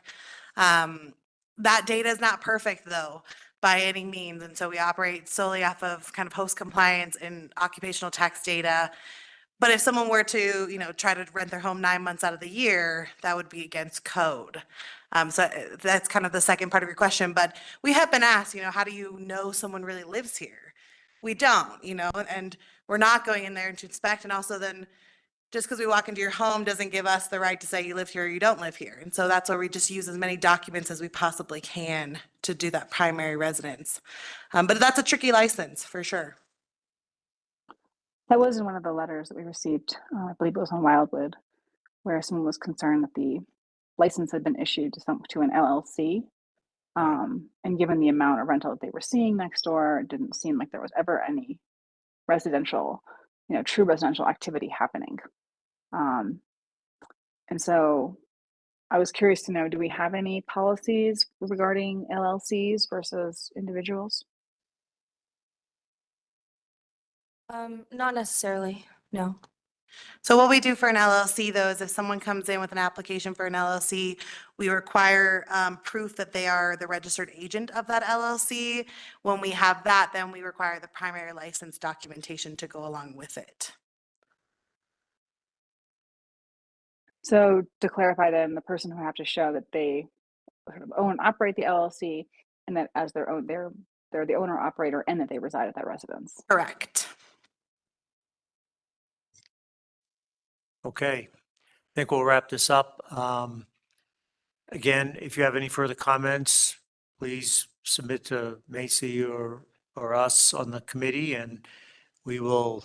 So speaking of that, what are you thinking as far as what our schedule should be for regards to meeting and? It sounds like Miranda's schedule is the toughest to work around, and so that she was going to initiate a doodle poll for the subcommittee. All right. I would just like to add, if when this comes back and we have more time, or maybe we could get it on agenda, I would love to go through this data, these slides, because it had some really good info in there, I think, that talked about the different towns, how they're addressing it. I'm not saying we need to talk about it tonight, but because we'll see this again, but it was informative. The presentation from the Clerks Association? Is that the one that Oh. talks about the STR software From here? Telluride, Yes. Mount Crested Butte, yeah, okay. Yeah. Great. Breckenridge has started as well. Yeah, and that was something I was thinking that we as the committee would start going through that presentation as well, that information. So, okay, well, thank you for that. Thank you guys very much. I appreciate it. Yep, and thank you, Macy, for all the work putting that together. It's a complicated.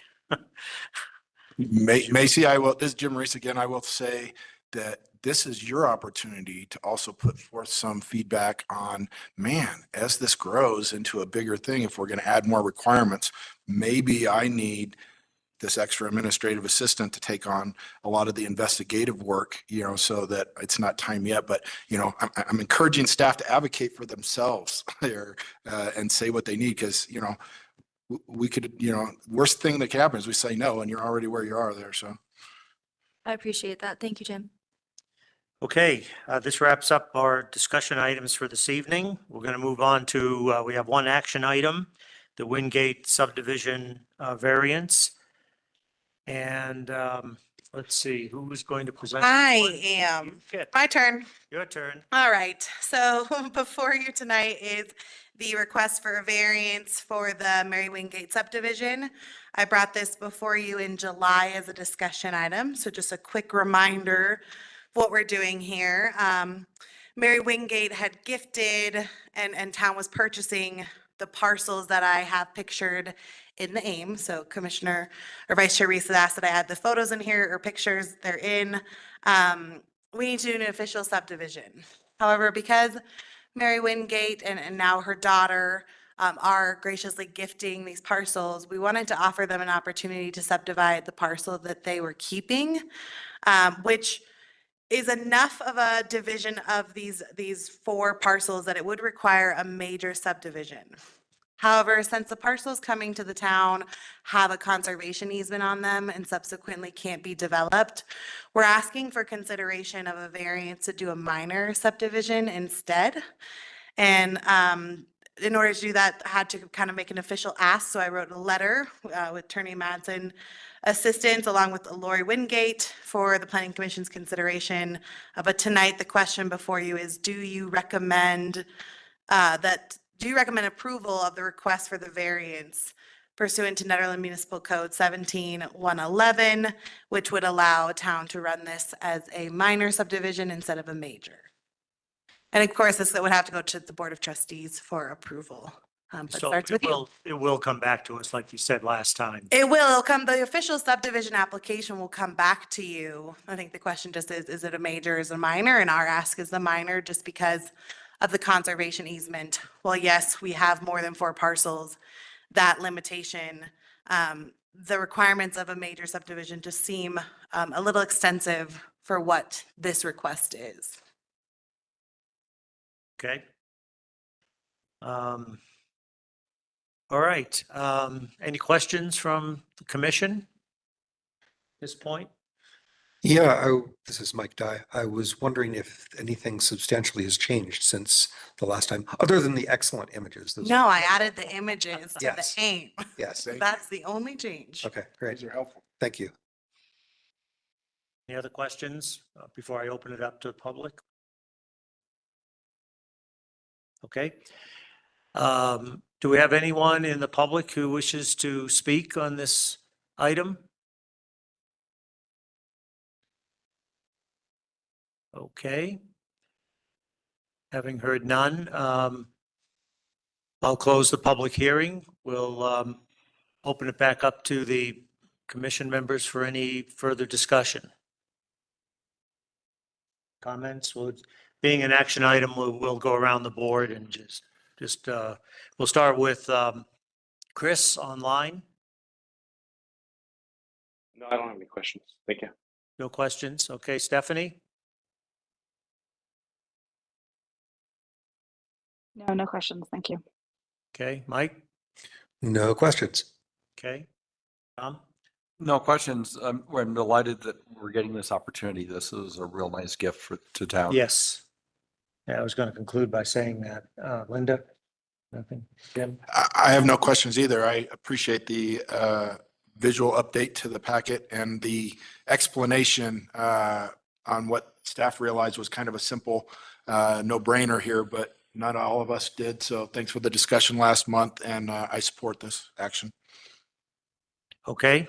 And I do as well. And thanks, Miranda, for putting up with us to have it as a discussion item first, because to me, it was confusing, and I thought it was to other commission members as well, but now it's crystal clear. So thank you for that. So do we have a motion? Been a while since we've had a motion.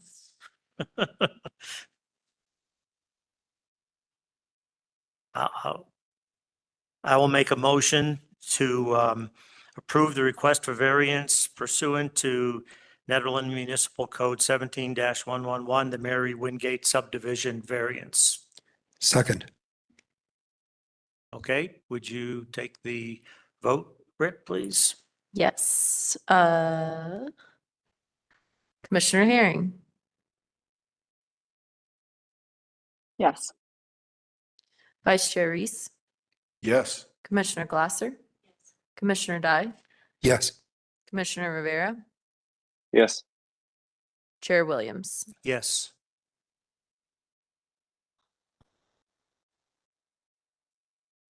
Okay, now Roger had to leave, so I don't know, do we treat him as an abstain or? Yeah, I'm going to put it down in the record as Roger as abstain and Commissioner Duggan as absent. Okay. All right. Wow, that was quick. I like that. Okay, so let's move on to our informational items. And town staff report, is that you, Miranda? And Yeah, so the highlights would be. yes, I mentioned to Chair Williams and Vice Chair Reese, I'm putting in all the reports in here, but I'll just do the quick high level. So first thing, I just want to acknowledge, if you all haven't seen it, the Nederland Fire Protection District, I had the honor of sitting in on their interviews, but they did land on Charlie Schmidtman as their next chief. I'm not sure if it's official yet, but he was identified as the top candidate. Charlie's been with the fire department, I think, 20 plus years. He's been a captain for a long time, interim chief twice. Going to do an incredible job. So very excited for Charlie. Working on the Colorado Wildfire Protection Plan with the fire department team along with Britt. And so that's running forward. So you'll see more on that. Comprehensive plan, I would encourage you to attend the Board of Trustees meeting on September 5th, where the board will be interviewing or meeting with the top 2 to 3 firms that the town staff have deemed are the kind of the top quality ones. There will be a presentation and the board will vote on who they want to do their comprehensive plan. Town staff are currently ranking them and will offer a recommendation of who those top candidates are, but comp plan, all plans are of course very community oriented, but I would say this one takes the cake in many ways of the next 10-year visioning. So if you want to listen in on that presentation, the Board of Trustee meetings are all virtual in September. So that is next Tuesday. There's no hybrid component though, so virtual only. The town financials are in here, just kind of zip over those really quick, get down to Public Works. The Parks Department, they have to finish their GOCO grant for Barker Meadow Parks by next month. So they are hurrying to finish that up, but looks great if you haven't been down there. Lots of grass, lots of beautiful flowers. It is looking incredible. Also had to do some great work to transition rink so that it could be the tennis courts in time for probably to switch it back to rink here soon enough, but they were able to do some kind of resurfacing there, which was much needed.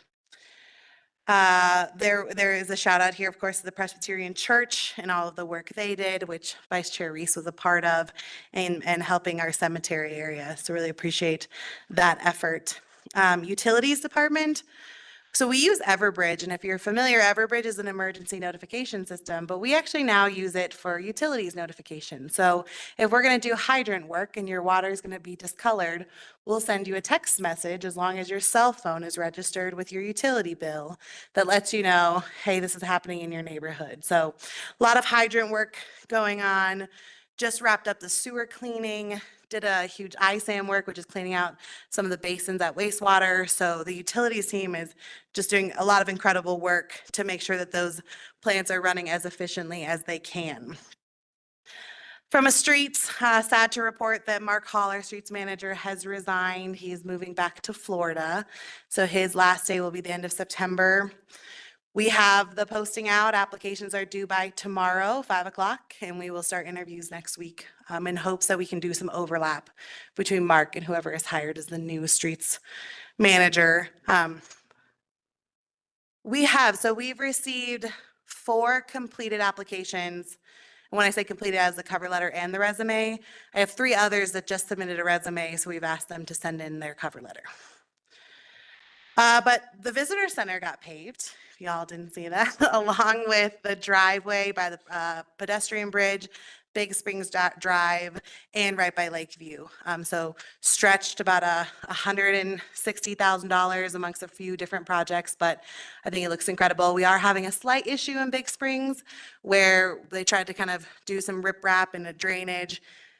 We're seeing some of the asphalt falling off. So Hollenhurst came back. They're coming back out to fix that. But I can say from the visitor center standpoint, we're very happy. The lines are painted. There's there's little turn arrows. So it looks great. Very happy. And the DDA funded that project.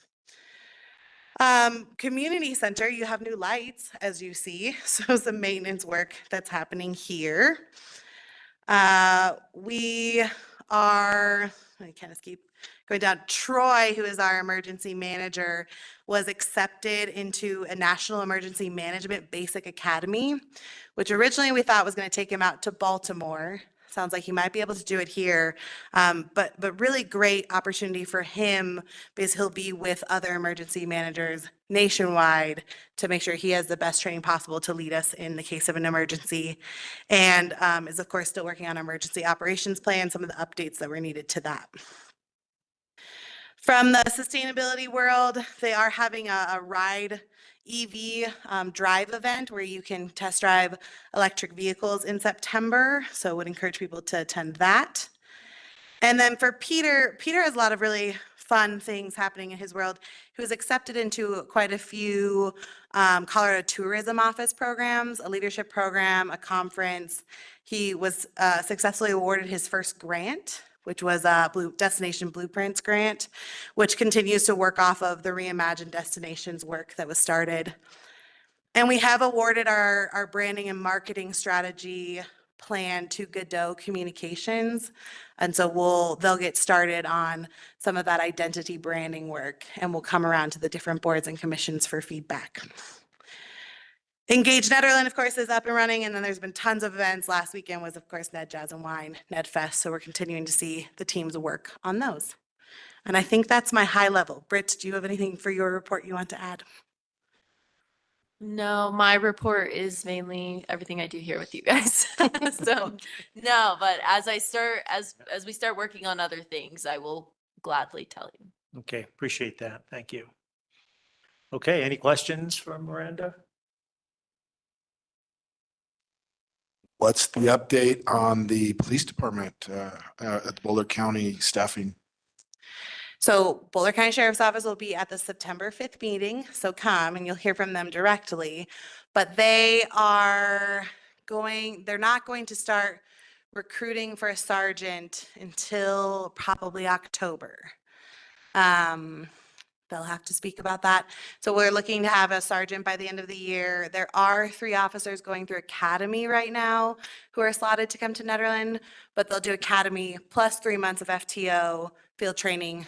And then, so we don't expect to have those officers until March of next year. So right now we are still paying extra duty when available. However, we do have nighttime coverage that's been set. So from 6 p.m. to 6 a.m., there are 2 dedicated officers who work Sunday through Wednesday, Wednesday through Saturday, kind of split, rotate that Wednesday. So that's been said. It's just the daytime that we still have a gap. Okay, anything else? Just a compliment that the staff work that you did on putting together that STR packet was exceptional. So thank you. Yes. Very, very Yeah. informational, and I felt like I got everything I needed out of it. Pass that on to But Macy. apparently I didn't, because the public letters were misleading, but you guys are doing a great job. No, it was great too, because it's really going to help our committee to stay focused. Yeah, I'll definitely give a shout out. And I know she's not here, but I'll tell her when I'm in front of her, Macy's done an incredible job. It is a huge undertaking, short-term rentals, and the way they've exploded from when I was a clerk. But what she's done in terms of the amount of time and energy she spends in auditing and troubleshooting and fixing. But what I appreciate most is she's not heavy-handed in the violation world. She really does want to try and educate, because oftentimes we do have owners who just didn't know. And so she does try to go that route, but recognizes that there's a time and a place for those enforcements and navigates them where needed. But I think she is doing a tremendous job with short-term rentals. It's a huge undertaking. She's doing an incredible job. Yeah, I was going to ask her, but maybe so how many of our short-term rentals are like Airbnb or VRBO? Or are they all just independent or a mix or? It's really a mix. I mean, definitely Airbnb is the primary hosting platform. But what's cool about host compliance is that we can see if you're listed on 10 different sites, we can see all of them. Okay. And so we know. So unless there's some I don't know, behind the scenes, dark web posting of short-term rentals, we do have access to everything. Because I remember when we did a survey of short-term rentals or Airbnbs, we found like 72 of them originally, and now there are 56 that are licensed. Right. And actually host compliance does show more. It shows, 100 plus, but you can see when you even pull up a listing that it may be either removed or it's no longer active. And so she also monitors those, ones that say, oh, I'm not renting anymore. She monitors those to make sure that they don't just kind of sneak back online at some point in time. And so host compliance is a great platform in that it'll notify you when the listing was last refreshed or brought back online. You can see all that. And so, but there is some historical data on there as well. From when I started and reached out and I had a whole, when we had 100 and some odd short-term rentals, a lot of people chose not to register, but you can still see some of that old data. Okay, very good. Thank you. Okay, other business. Do you want me to go over the board agenda stuff? Oh, I'm sorry. I don't have to. I'm sorry.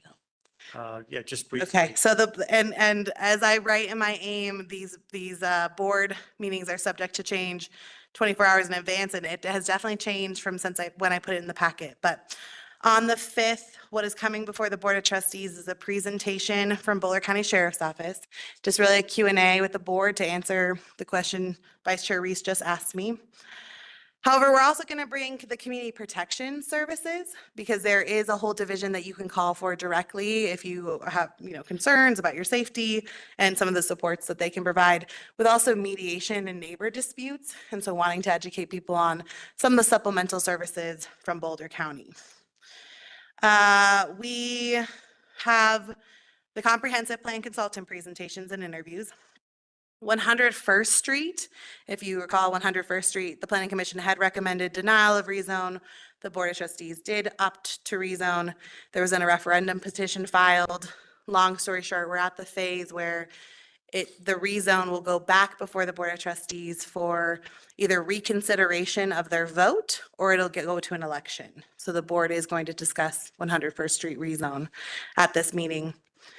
And then we're going to talk Proposition 123, which is really electing to make a formal commitment to increase affordable housing within Nederland by a baseline percentage, which I believe to be about 6 homes for Nederland over a 3-year period. And if you opt into Prop 123, there are funding mechanisms that open up for our municipality to pursue.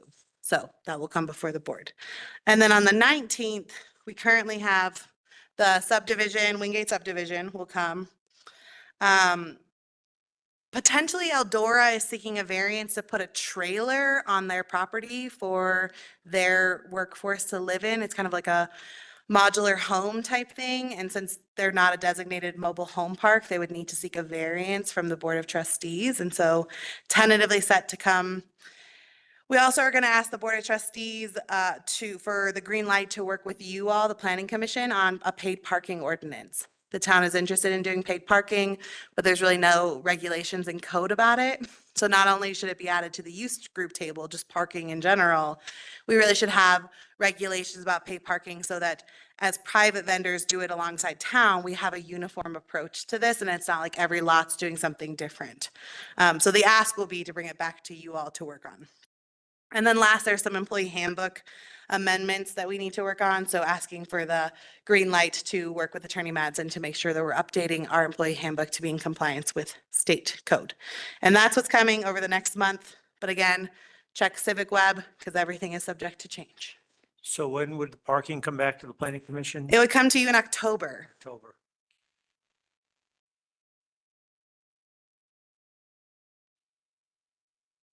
Fuck, when? There's only one here. You want more time?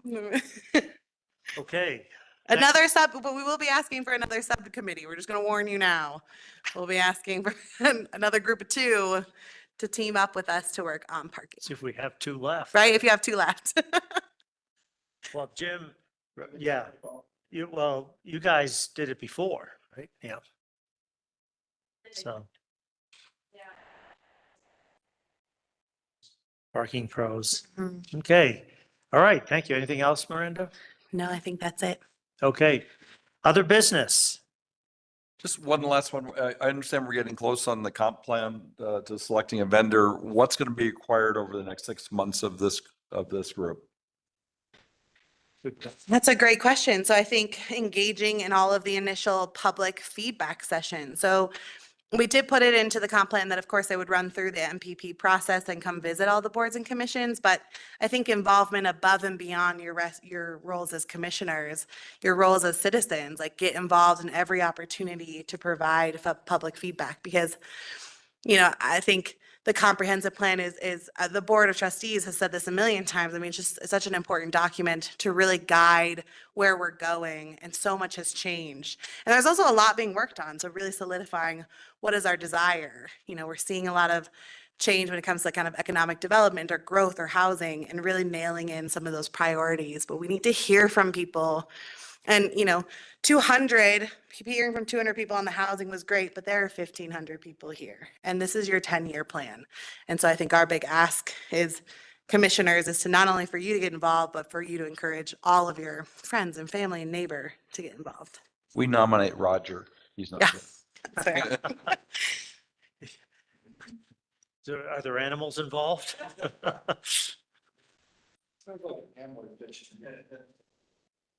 Okay. Anything else, Tom? Motion to adjourn. Okay. I second that motion. All right.